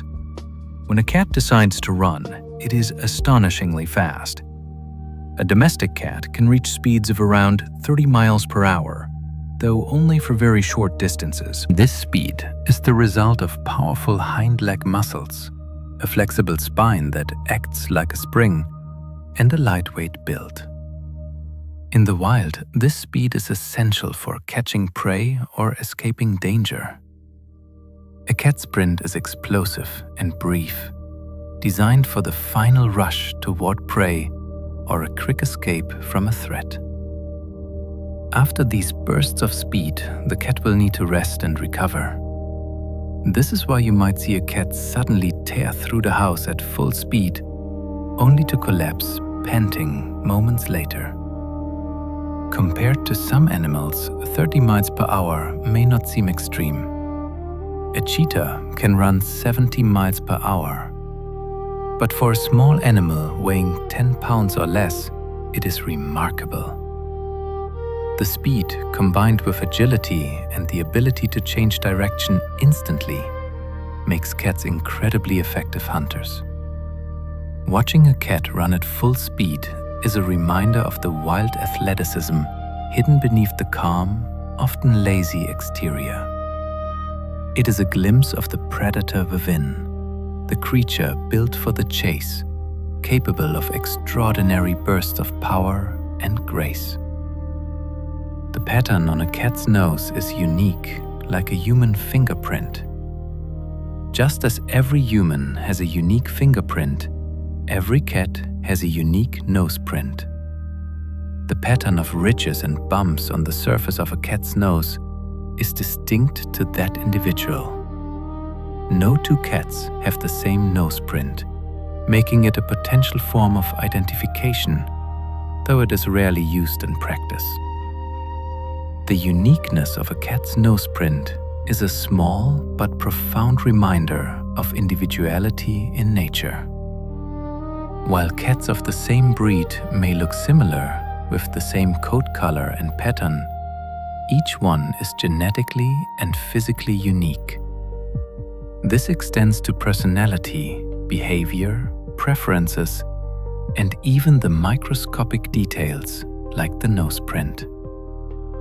When you look at your cat's nose up close, you're seeing a map that belongs only to that cat. A biological signature unlike any other in the world. This individuality is part of what makes the bond between a human and a cat so special. You are not just caring for a generic member of a species. You are sharing your life with a unique being, irreplaceable and distinct, with its own quirks, habits, and a tiny, unique pattern on its nose. Cats have a specialized layer in their eyes that helps them see in dim light. The tapetum lucidum is one of the most remarkable adaptations in a cat's eyes. This layer of reflective cells sits behind the retina, and it acts like a mirror, reflecting light back through the photoreceptor cells. This gives the retina a second chance to capture the light, effectively amplifying the available light and allowing cats to see in conditions that would leave humans functionally blind. The tapetum lucidum is why a cat's eyes glow when light shines on them in the dark. The light is reflecting off this layer, bouncing back out of the eye. The color of the glow can vary: green, gold, blue, depending on the minerals present in the tapetum and the angle of the light. This adaptation is shared by many nocturnal and crepuscular animals, but in cats, it is particularly well developed. Combined with a high number of rod cells in the retina, which detect light and motion, the tapetum lucidum makes cats formidable hunters in low light. They can navigate, hunt, and play in conditions where we would be stumbling and helpless. It is one of many adaptations that allow cats to thrive in the spaces between day and night. In the twilight world, where they are most at home, cats use their whiskers to measure gaps and navigate in the dark. Whiskers are far more than decorative hairs. They are highly sensitive, tactile organs that provide a cat with crucial information about its environment. The technical term for whiskers is vibrissae, and they are deeply embedded in the cat's skin, surrounded by nerve endings and blood vessels. Each whisker is connected to the nervous system and can detect even the slightest touch or change in air pressure. This makes whiskers incredibly useful for navigation, especially in the dark. As a cat moves through a space, its whiskers detect nearby objects without the need for direct contact, allowing the cat to avoid obstacles and navigate narrow passages. The whiskers on a cat's face are typically as wide as the cat's body, allowing the cat to gauge whether it can fit through an opening. If the whiskers touch both sides of a gap, the cat knows its body will not fit. Cats also have whiskers above their eyes, which trigger a protective blink if something comes too close, and whiskers on the back of their front legs, which help them sense the position of prey they have captured. Without whiskers, a cat would struggle to move confidently, especially in low light. These remarkable hairs are essential tools for understanding and interacting with the world. A cat may bring you gifts of prey as a sign of affection or an attempt to teach.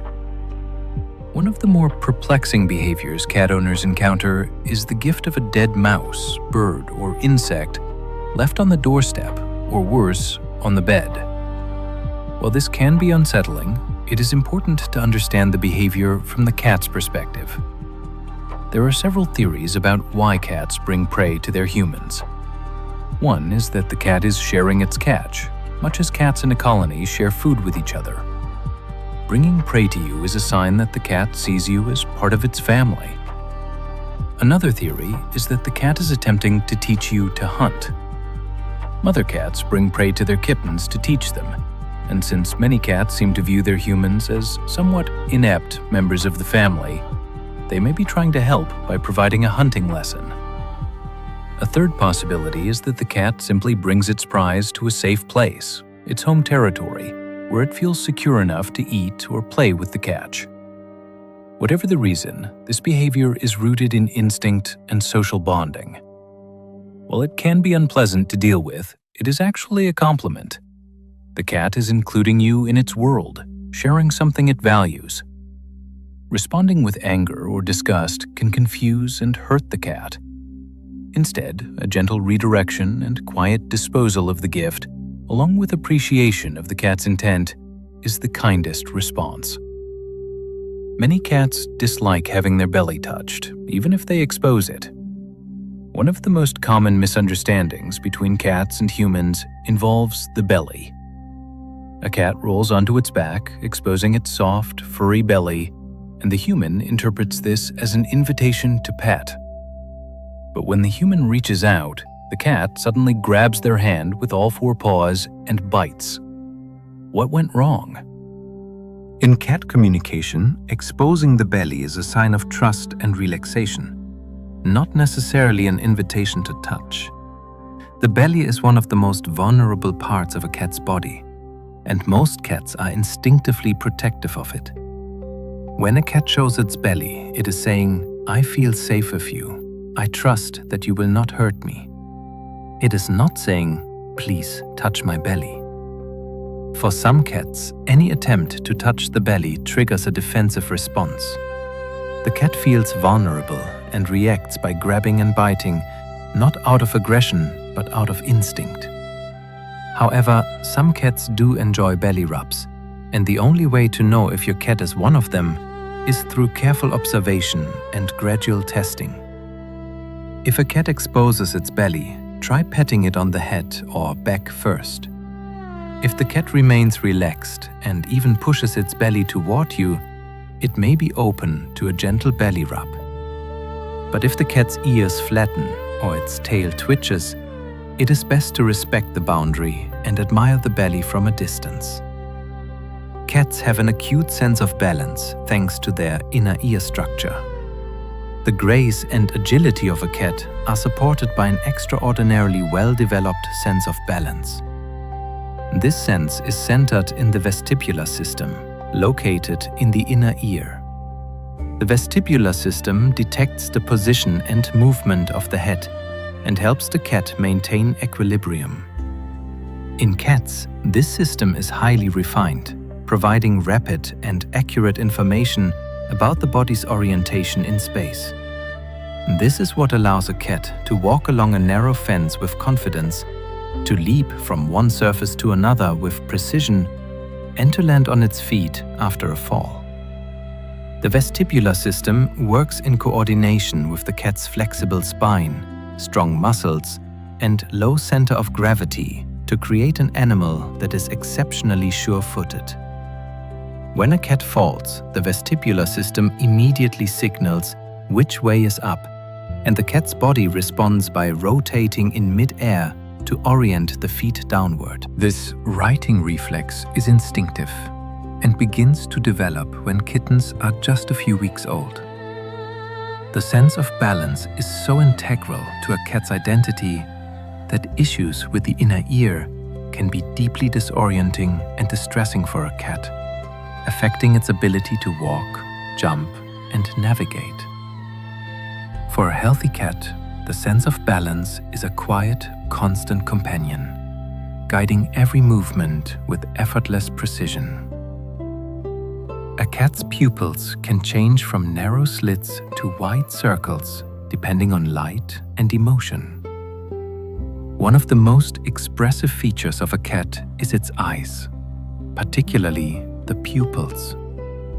In bright light, a cat's pupils contract into narrow vertical slits, protecting the sensitive retina from too much light. In dim light, the pupils expand into large round circles, allowing as much light as possible to enter the eye. This dramatic range of pupil size is essential for a cat's ability to function in varying light conditions. But pupil size is not only about light, it is also a window into the cat's emotional state. When a cat is excited, whether from play, fear, or aggression, its pupils may dilate wide, even in bright light. This dilation is part of the adrenaline response, preparing the cat for action by allowing maximum visual input. Conversely, a cat that is relaxed and content may have narrower pupils, even in relatively low light. Learning to read a cat's pupils in combination with other body language signals can provide insight into what the cat is feeling and thinking. Wide, dilated pupils can mean excitement or fear. Narrow pupils can mean calm or, if combined with other signals like flattened ears and a lashing tail, aggression. The eyes truly are a window into the cat's soul, shifting and changing with every emotion and environmental shift. Cats have been domesticated for nearly 10,000 years. The relationship between cats and humans is ancient, stretching back approximately 10,000 years to the dawn of agriculture. As humans began to settle in one place and cultivate crops, they stored grain, which attracted rodents. Wild cats, drawn by the abundance of prey, began to frequent these early settlements. Over time, humans recognized the value of having cats around to control the rodent population, and the cats benefited from the easy hunting grounds, and eventually from scraps of food and shelter offered by humans. This was not domestication in the traditional sense, where humans actively breed animals for desired traits. Instead, it was a mutual relationship that evolved gradually. Cats that were less fearful of humans and more tolerant of living in close proximity thrived in these environments. Over generations, these traits became more common, leading to the domestic cats we know today. Interestingly, cats are less fully domesticated than dogs. They have retained much of their independence and many of their wild instincts. This is part of what makes them fascinating.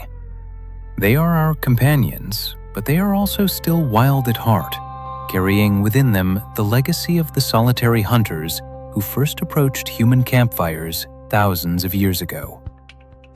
The purr of a cat is produced by rapid vibrations of the muscles in the larynx. The sound of a cat purring is one of the most soothing and mysterious sounds in nature. For a long time, scientists debated the exact mechanism by which cats purr. It is now understood that purring is produced by the rapid vibration of the muscles within the larynx, or voice box. These muscles open and close the space between the vocal cords, called the glottis, at a rate of 25 to 50 times per second. As the cat breathes in and out, air flows through the vibrating larynx, creating the characteristic rumbling sound we know as a purr.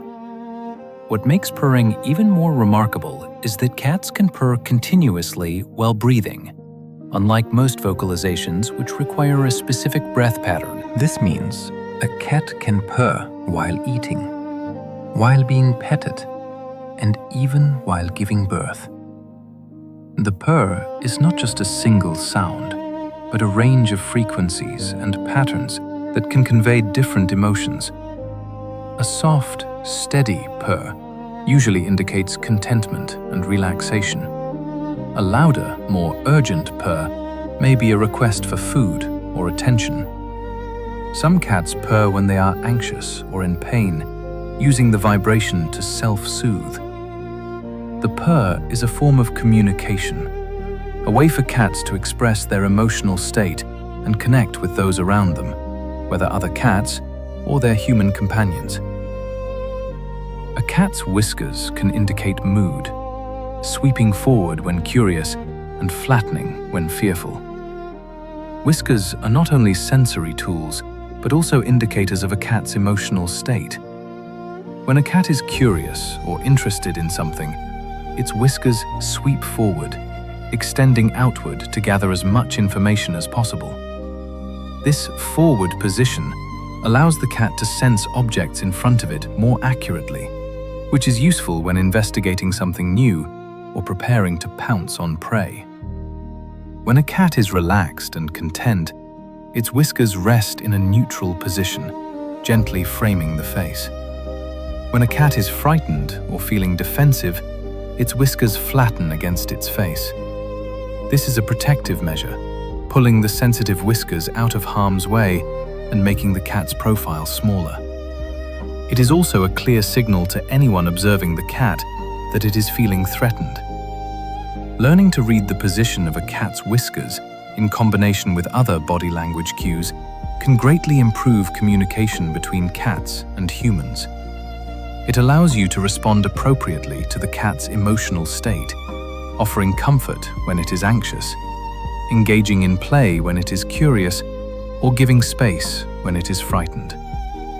The whiskers are constantly communicating, providing a running commentary on the cat's inner world. Some cats are more vocal than others, with breed and personality playing a role. The amount a cat vocalizes varies widely from one individual to another. Some cats are chatty, meowing frequently to communicate with their humans, offering opinions on everything from meal times to the weather. Others are almost silent, communicating primarily through body language and only vocalizing in specific situations. Breed plays a significant role in vocalization. Siamese and Oriental breeds are known for being particularly talkative, with loud, persistent voices. They often engage in what seems like conversation with their owners, responding to questions and making their needs known. On the other end of the spectrum, breeds like the British Shorthair or the Norwegian Forest Cat tend to be quieter and more reserved. But individual personality matters just as much as breed. Within any breed, you will find chatty individuals and quiet ones. Some cats learn that meowing gets results, that it brings food or attention, and they use it frequently. Others find that their needs are met without vocalizing, so they remain silent. For people who enjoy an interactive, communicative relationship with their cat, a vocal cat can be delightful. For those who prefer a quieter companion, a less vocal cat is a better match. Understanding and appreciating your cat's communication style, whether chatty or silent, is part of respecting its individuality. Cats may knead or make biscuits on soft surfaces when they are content. Few behaviors are more endearing than when a cat kneads, pressing its paws rhythmically into a soft surface like a blanket, a pillow, or your lap. This motion, sometimes called making biscuits because it resembles kneading dough, is a comforting behavior that originates in kittenhood. When kittens nurse, they knead their mother's belly to stimulate milk flow. The action becomes associated with warmth, safety, and nourishment. Many adult cats retain this behavior, kneading when they feel particularly content and relaxed. Some cats knead before settling down to sleep, creating a comfortable spot. Others knead on their humans, which is a sign of deep affection and trust. The cat is associating you with the comfort and security it felt with its mother. Some cats purr loudly while kneading, and a few even drool slightly, so immersed are they in the sensation of contentment. While the pressure of a cat's claws can be uncomfortable, it is important to remember that this behavior is not aggressive. It is an expression of happiness. Gently redirecting the cat to knead a blanket or providing a soft surface can help, but never punish a cat for kneading. It is a vulnerable, tender behavior, and responding harshly can damage the trust between you. Cats often follow their humans from room to room, out of curiosity or affection. If you have ever noticed your cat following you around the house, trailing behind as you move from room to room, you might wonder why. Is the cat checking on you? Is it bored? The answer is often a combination of curiosity, affection, and social bonding. Cats are more social than they are often given credit for, and many form deep attachments to their human companions. Following you around is a way for the cat to stay connected, to remain part of the activity, and to ensure that it does not miss anything interesting. It is also a sign of trust. A cat that follows you is comfortable in your presence and enjoys your company. In some cases, the cat may be hoping for interaction, perhaps play or petting, or it may simply want to be near you. This behavior is more common in cats who have bonded strongly with their humans, viewing them as a source of security and companionship. Even independent cats who may not seek out lap time or constant petting often enjoy being in the same room as their humans, observing from a comfortable distance. The presence of the human provides a sense of safety and familiarity, a reassuring constant in the cat's world. A cat's purr can be soothing to humans and may even lower blood pressure. The therapeutic effects of a cat's purr have been recognized anecdotally for centuries, and modern research is beginning to confirm what cat owners have long known. The act of petting a purring cat can reduce stress, lower blood pressure, and promote a sense of calm and well-being. The rhythmic vibration of the purr, combined with the repetitive motion of stroking soft fur, creates a meditative experience. The frequency of a cat's purr, typically between 25 and 50 Hz, is within a range that has been shown to promote tissue healing, and reduce pain in both cats and humans. Some studies suggest that exposure to these vibrations can improve bone density and aid in the healing of fractures. While more research is needed to fully understand the mechanisms, the benefits are clear to anyone who has ever felt tension melt away while holding a purring cat. The purr is a gift that cats offer, a sound of contentment that resonates beyond the cat itself, touching the person who hears and feels it. In a world that is often noisy and stressful, the simple act of sitting quietly with a purring cat can be a profound source of peace. Cats spend much of their waking time hunting or simulating hunting through play. Even cats who have never faced hunger and have never needed to hunt retain a powerful drive to engage in hunting behaviors. This drive does not disappear simply because food is provided. Instead, it seeks expression through play. For a domestic cat, toys become prey substitutes. A feather wand mimics a bird. A toy mouse scurrying across the floor becomes a rodent to be stalked. And a ball rolling unpredictably becomes a fleeing target. Engaging in these play behaviors is not frivolous. It is essential for the cat's mental and physical health. Through play, the cat practices the skills it would use in the wild, sharpening reflexes, maintaining muscle tone, and satisfying deep-seated instincts.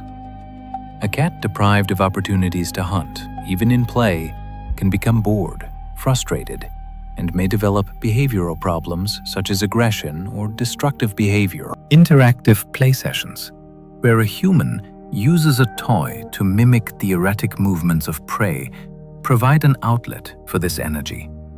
The cat stalks, chases, pounces, and captures, experiencing the satisfaction of a successful hunt.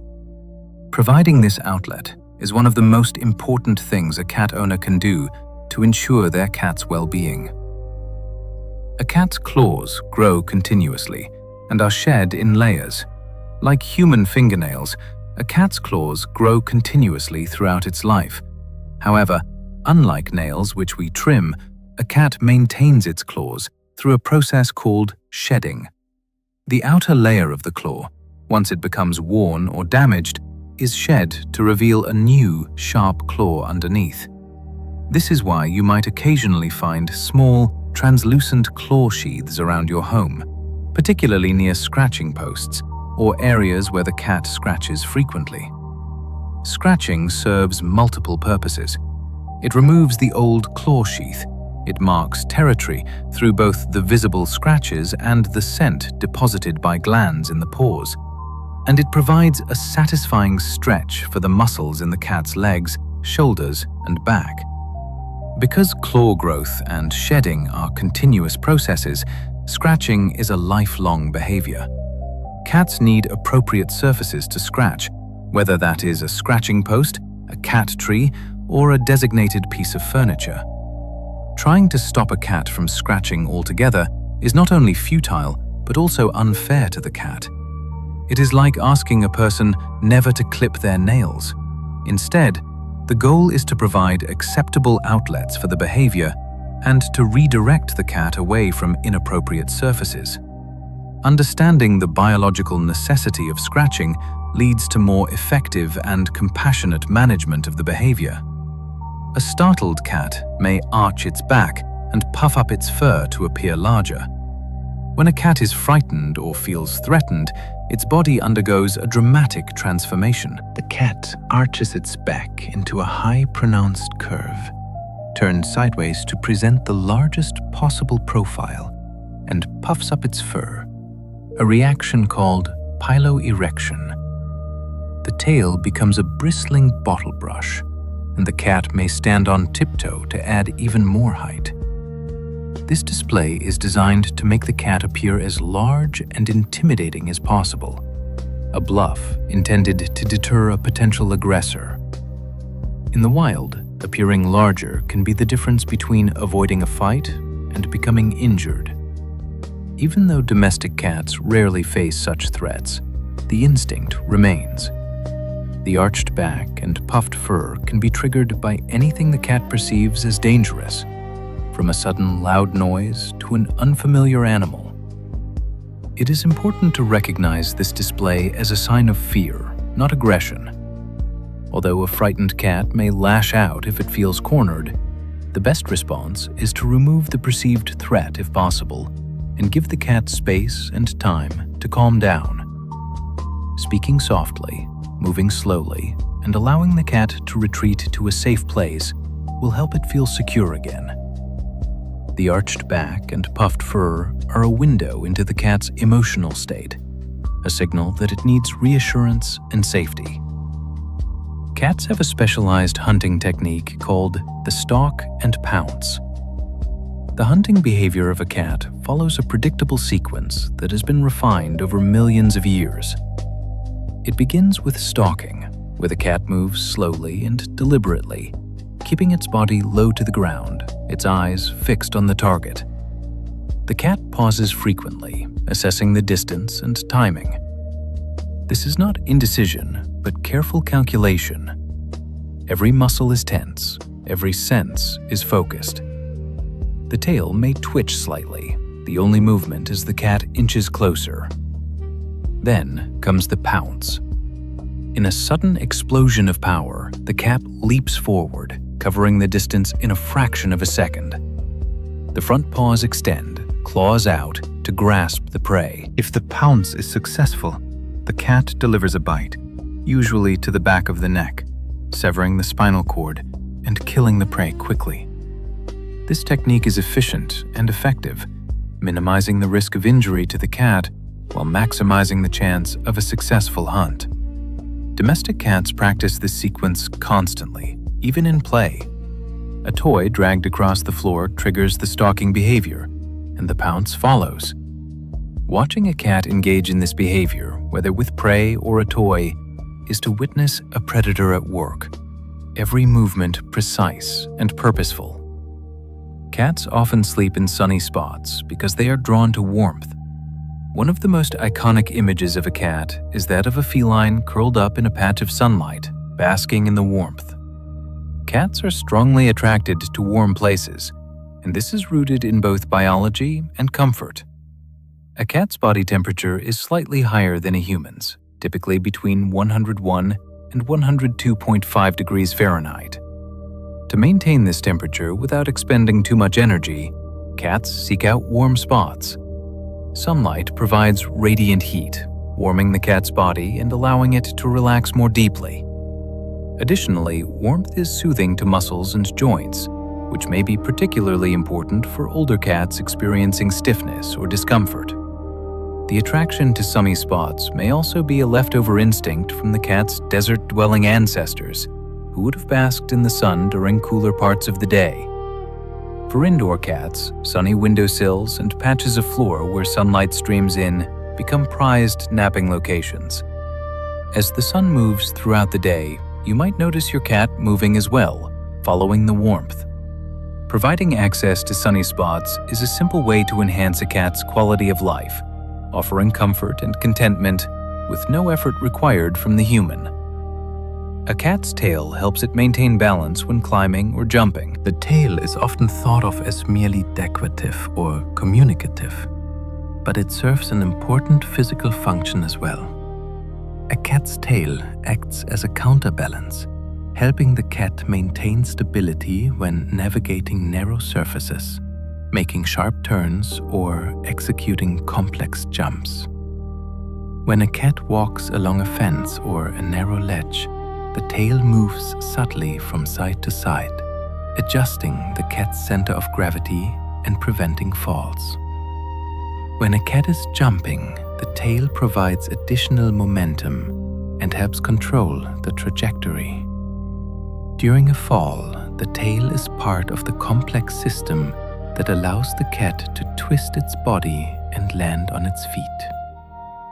The tail is also used for balance during high-speed chases and sudden changes in direction, common when cats are hunting or playing.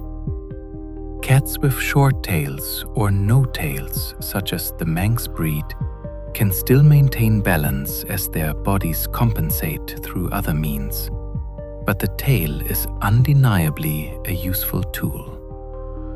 Watching a cat move, observing the subtle shifts and movements of the tail, reveals how integral it is to the cat's grace and agility.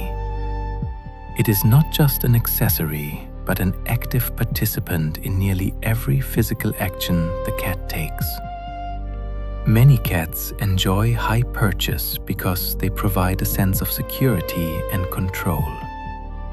In the wild, elevation equals safety.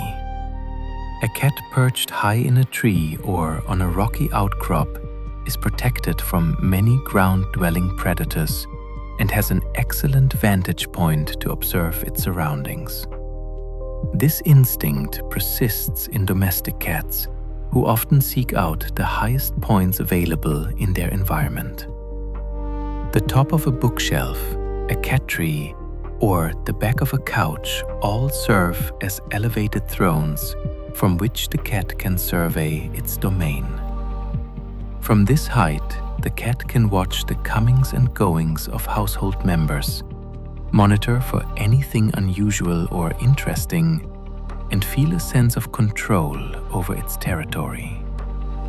High perches also provide an escape from unwanted interaction. If a cat is feeling overwhelmed by a rambunctious dog, a visiting child, or simply too much activity, it can retreat to a high spot where it feels safe. Providing vertical space for cats through cat trees, shelves, or cleared-off furniture tops is an important part of creating an enriching environment.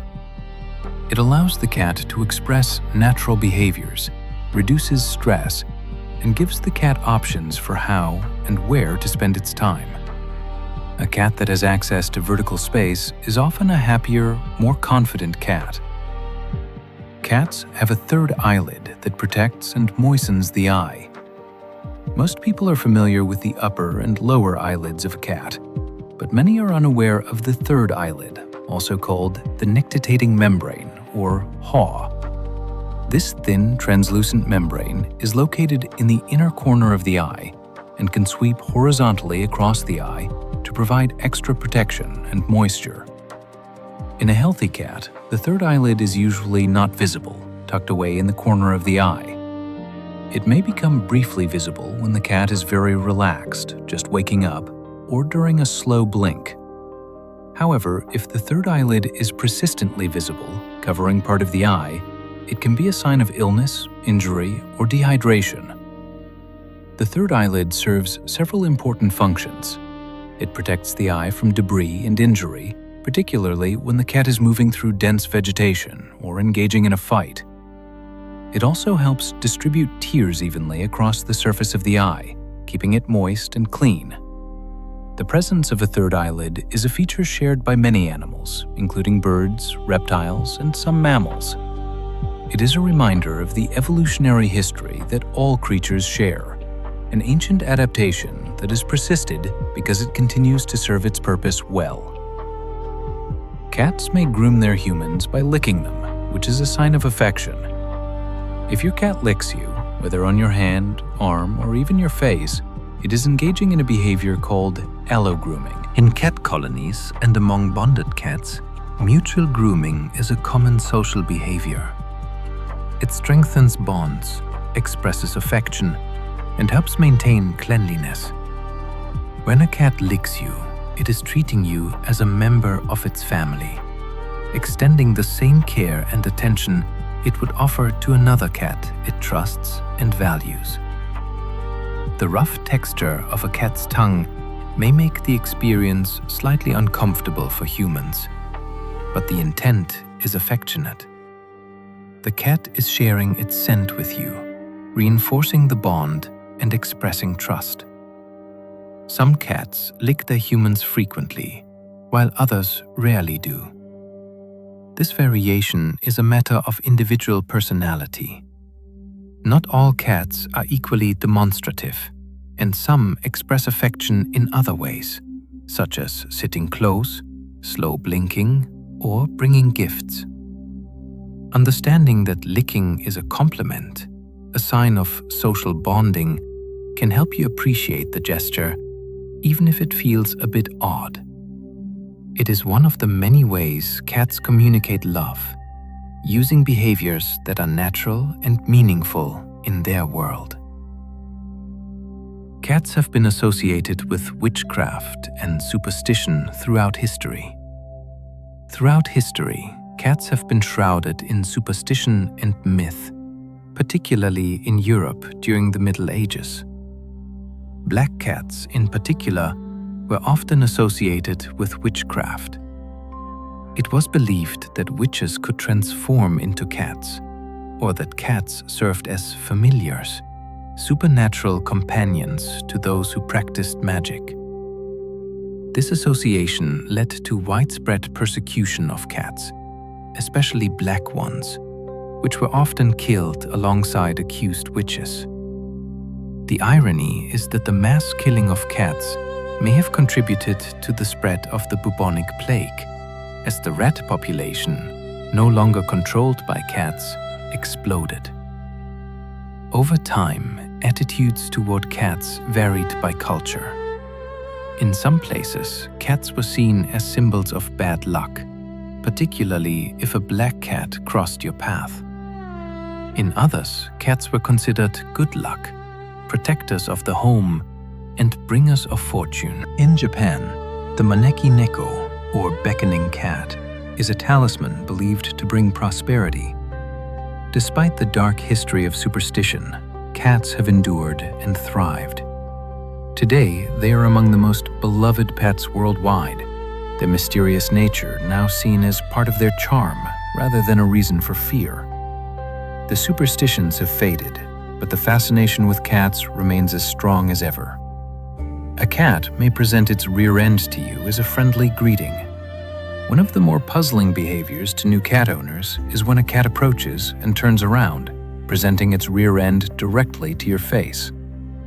While this might seem rude or unpleasant to humans, in cat language, it is actually a friendly and trusting gesture. When cats greet each other, they often sniff each other's rear ends to gather information through scent. The anal glands, located in this area, provide a wealth of information about identity, health, and even mood. By presenting its rear to you, the cat is offering this information, essentially saying, "Here I am. This is who I am." It is a gesture of trust and openness. While humans do not have the same scent-reading abilities as cats, the cat does not know this. It is simply following its instincts and treating you as it would another cat.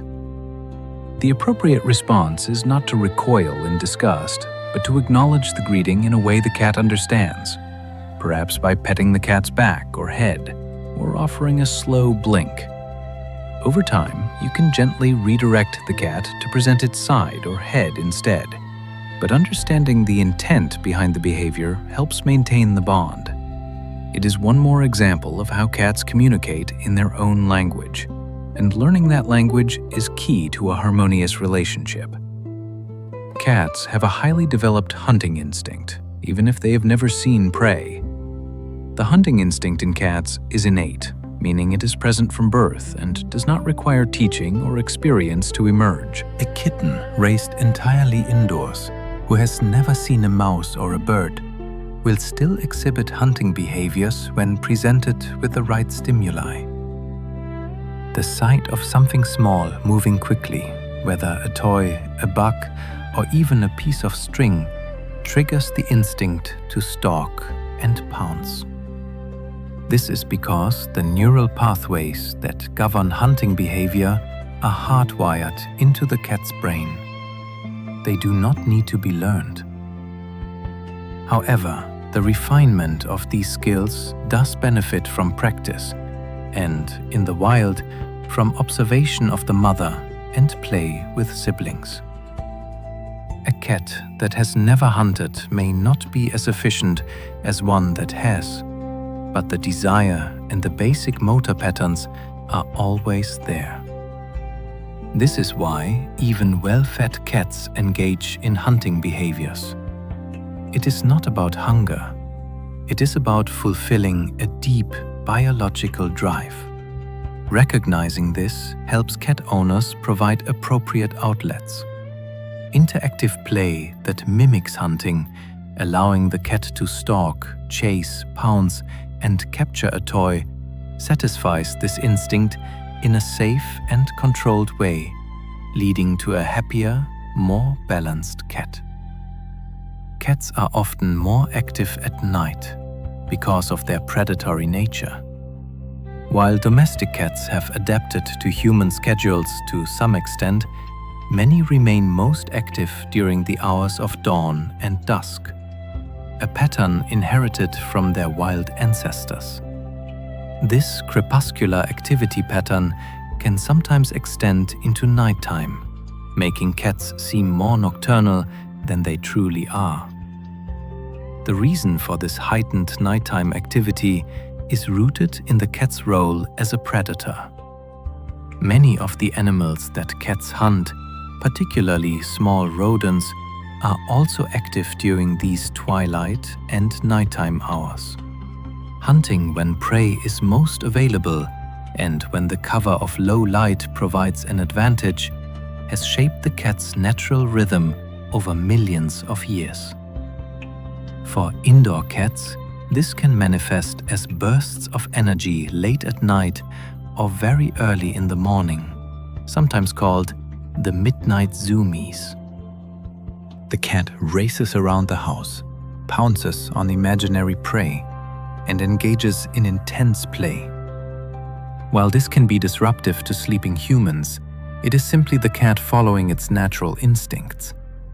Providing interactive play sessions in the evening before bedtime can help tire the cat out and align its active periods more closely with human waking hours. Understanding and accommodating a cat's natural rhythms leads to a more peaceful coexistence.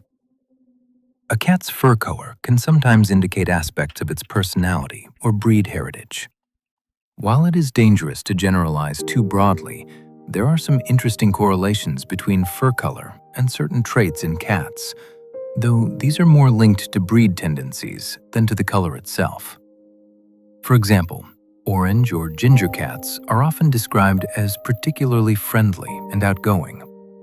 This may be because orange coloring is more common in certain breeds known for sociable personalities, and also because the gene for orange coloring is linked to the X chromosome, making orange cats more commonly male, and male cats are sometimes more outgoing. Calico and tortoiseshell cats, which are almost always female due to the genetics of their coloring, are sometimes said to have tortitude, a spirited, independent, and occasionally feisty personality. Again, this is not a hard rule, but an observation many cat owners report. Black cats, despite their unfortunate history of superstition, are often described as affectionate and gentle. White cats with blue eyes may have a higher incidence of deafness due to genetic factors, which can affect their behavior and how they interact with their environment. These are generalizations, and every cat is an individual.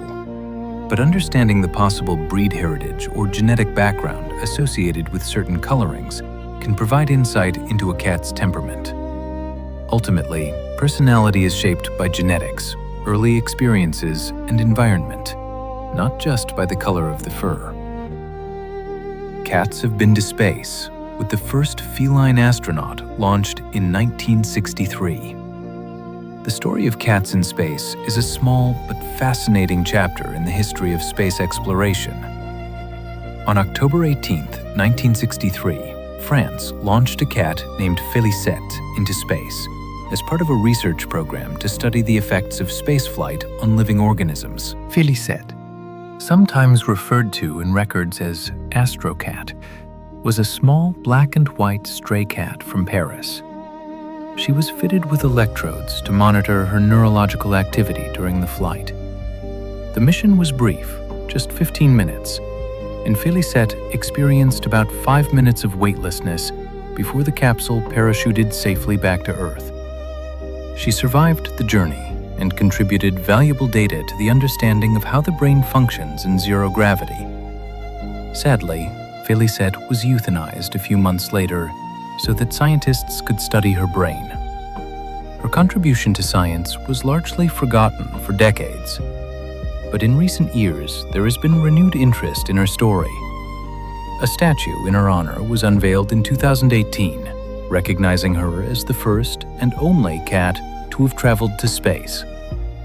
The story of Felicette is a reminder of the many animals who have contributed to human exploration of space, often at great cost to themselves. A cat's memory can extend back several years for significant events or places. Cats have impressive long-term memories, particularly for events or places that had strong emotional significance. A cat that lived in a particular home as a kitten may remember it years later if brought back, navigating the space with familiarity. Similarly, a cat may remember a traumatic experience, such as a visit to the veterinarian or a frightening encounter with a dog, and react with fear or avoidance years after the event. This long-term memory is essential for survival. In the wild, a cat needs to remember the locations of reliable food sources, safe hiding spots, and the territories of rival cats. It must remember which experiences were dangerous and which were safe. Domestic cats retain this capacity, storing information that helps them navigate their world and make decisions. This is why early experiences are so important. A kitten that has positive interactions with humans, dogs, and other cats during its critical socialization period, typically between 2 and 7 weeks of age, is more likely to be confident and well-adjusted as an adult. Conversely, a kitten that has frightening or painful experiences during this time may carry those memories and the associated fears for life.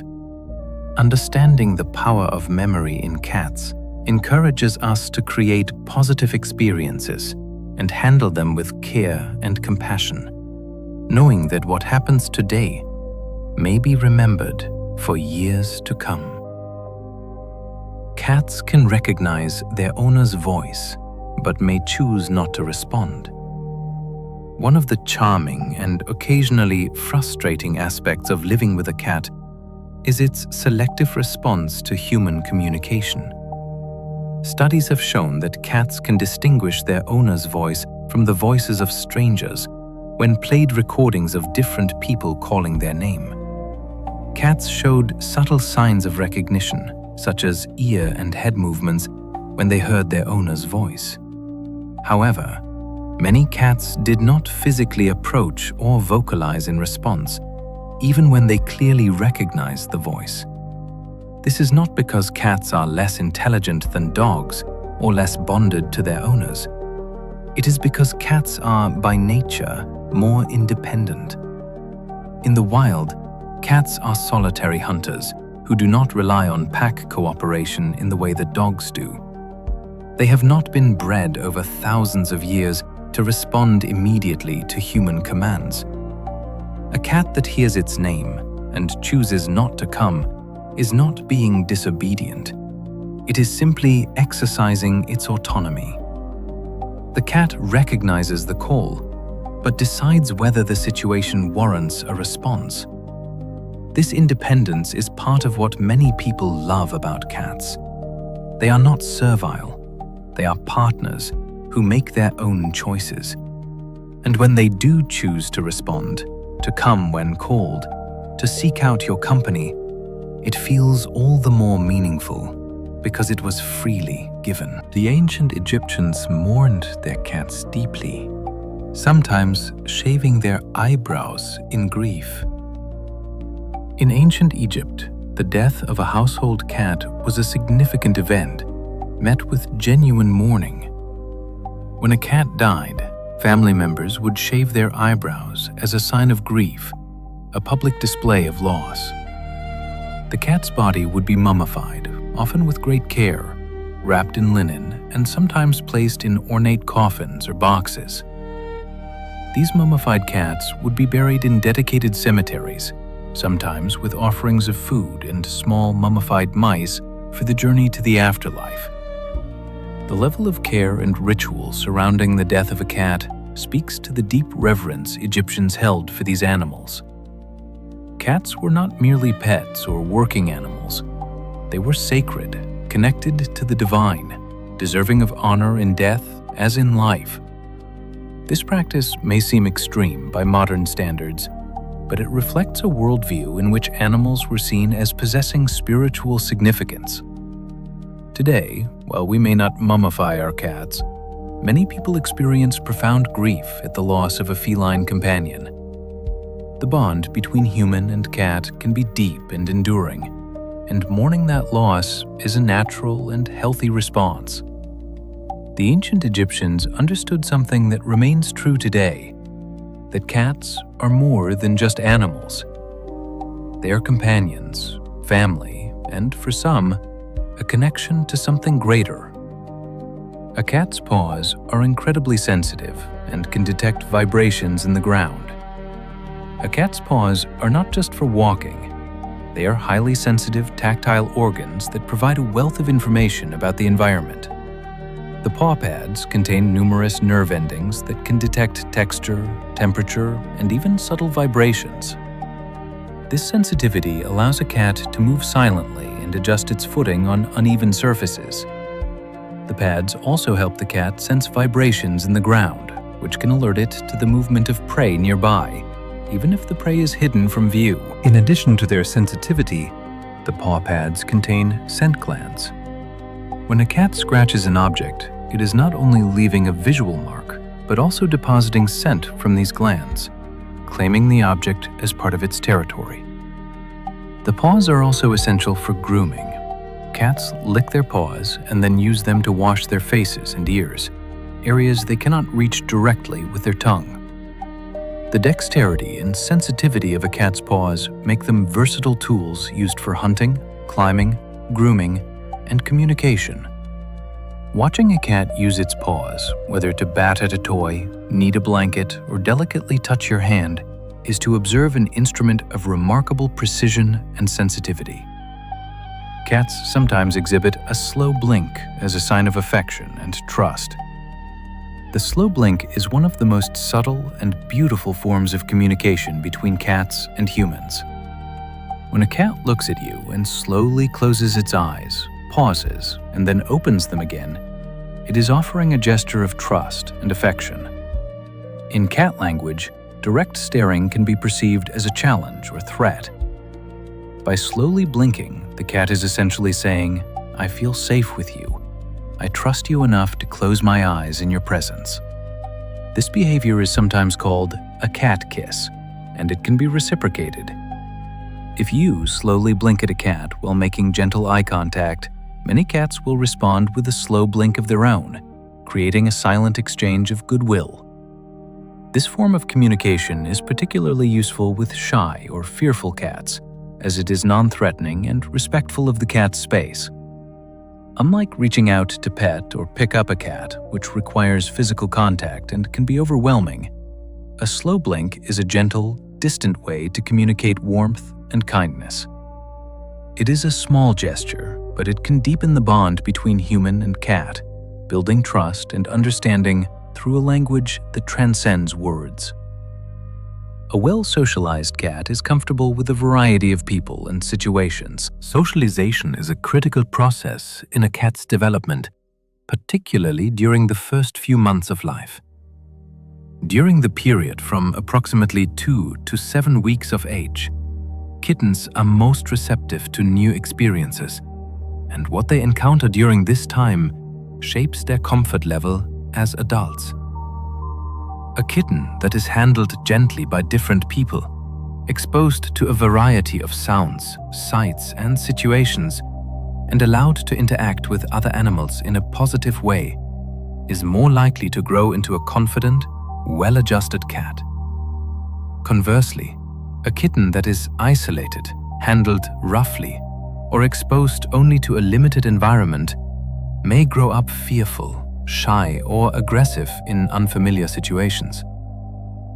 Socialization does not end at 7 weeks, though the critical period makes it most impactful.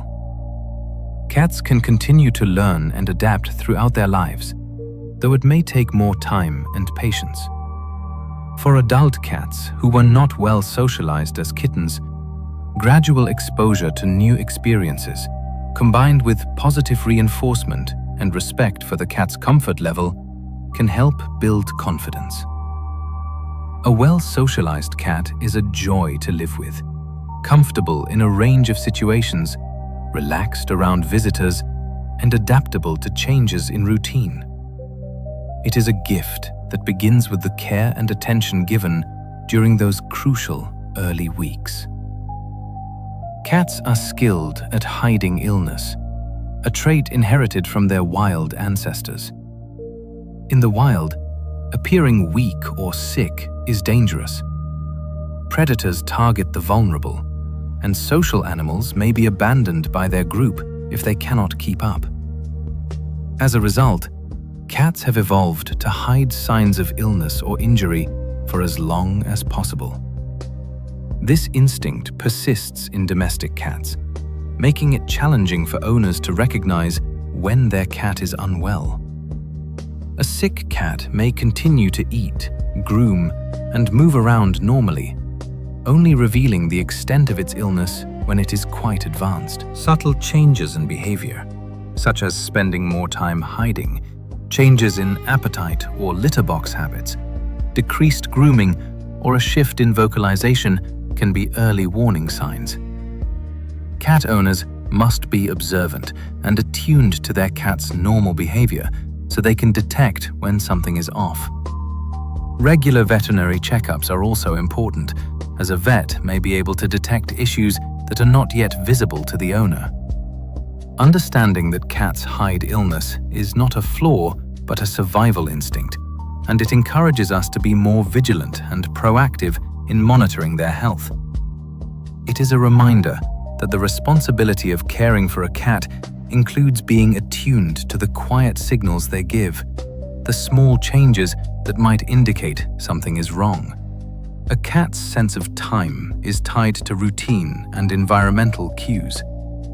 While cats do not understand time in the way humans do, they have an impressive ability to anticipate events based on routine and environmental cues. A cat may seem to know when it is time for dinner, not because it can read a clock, but because it has internalized the patterns of the household, the angle of the sunlight, the sounds of you moving around, the time you typically arrive home from work. All of these are cues the cat uses to predict what will happen next. This is why cats often appear at the food bowl before you have even reached for the bag of food. They have learned the sequence of events that leads to mealtime and can anticipate it with remarkable accuracy. This sensitivity to routine is also why changes in schedule can be stressful for cats. A cat that is used to being fed at a certain time or having its human home during the day may become anxious or disruptive if the routine suddenly changes. Maintaining consistency in daily routines helps cats feel secure and reduces stress. When changes are necessary, gradual transitions and the introduction of new routines can help the cat adjust. Understanding how cats experience time reminds us that in their world, predictability and routine are sources of comfort and security. Cats have been companions to famous historical figures and artists throughout history.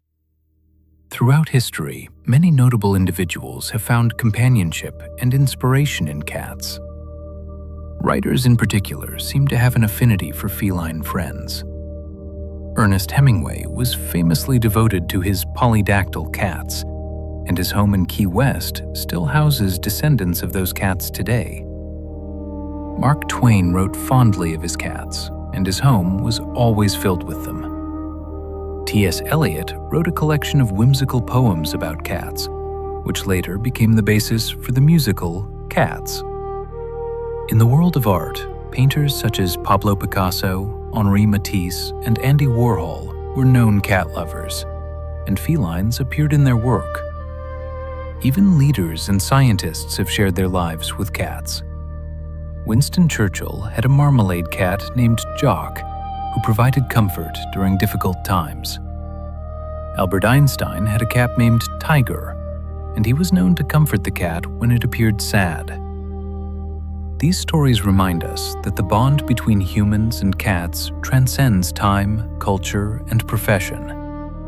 Whether artist or scientist, writer or statesman, people have found in cats a source of companionship, comfort, and inspiration.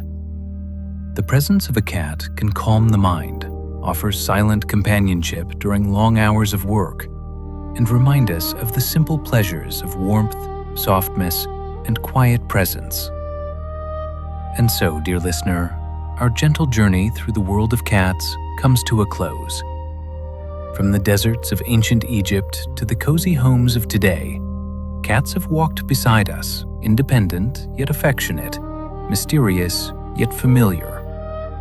They have shared our hearths, our beds, and our lives, offering comfort with their soft purr and companionship with their quiet presence. We have explored the remarkable biology that makes them such extraordinary creatures, from their flexible spines and retractable claws to their acute senses and graceful movements. We have delved into their behaviors, understanding the language of slow blinks, tail positions, and the rhythmic kneading of paws. We have seen how cats communicate, how they bond, and how they navigate a world that is both domestic and wild. Cats remind us that there is beauty in independence, that affection given freely is all the more precious, and that grace can be found in the simplest movements. They teach us to appreciate routine and to find comfort in small rituals. They show us that rest is not laziness, but a necessary part of life, and that play is essential to well-being, no matter one's age. In their eyes, we see intelligence and curiosity. In their purr, we feel peace. In their presence, we find companionship that asks little but gives much.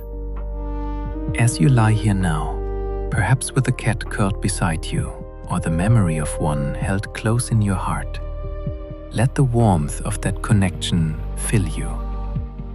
Picture a cat in sunlight, stretched out in perfect contentment, its fur glowing, its breathing slow and steady. Imagine the soft rumble of a purr, a sound that resonates with healing and calm. See a cat grooming itself with patient care, a cat leaping gracefully from one perch to another, a cat curling into a perfect circle of fur and warmth. Let these images carry you gently toward sleep.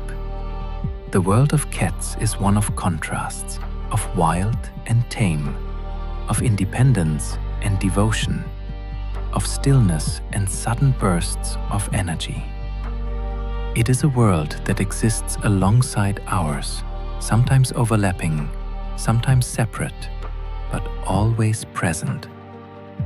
As you drift now, let the quiet wisdom of cats surround you. They know when to rest and when to play, when to seek connection and when to retreat into solitude. They remind us that life is to be lived with grace, with curiosity, and with moments of deep, restful peace. Close your eyes now. Let your breathing slow. Feel the softness of the place where you rest. As a cat seeks out the warmest, most comfortable spot. Let go of the day, of thoughts, of worries. Sink into the same deep rest that a cat knows so well, that complete surrender to stillness. There is nothing you need to do, nowhere you need to be. Simply rest, simply breathe, simply be. And as you drift into dreams, know that the cats of the world continue their ancient rhythms, sleeping in sunbeams, prowling through twilight, purring in the dark. They carry on as they always have, graceful and mysterious. A reminder that some things endure, that some connections transcend time, and that in the quiet company of a cat, we find a peace that needs no words. Good night, dear listener. May your dreams be gentle, your rest be deep, and may you wake refreshed, ready to greet a new day with the same quiet grace of a cat stretching in morning light.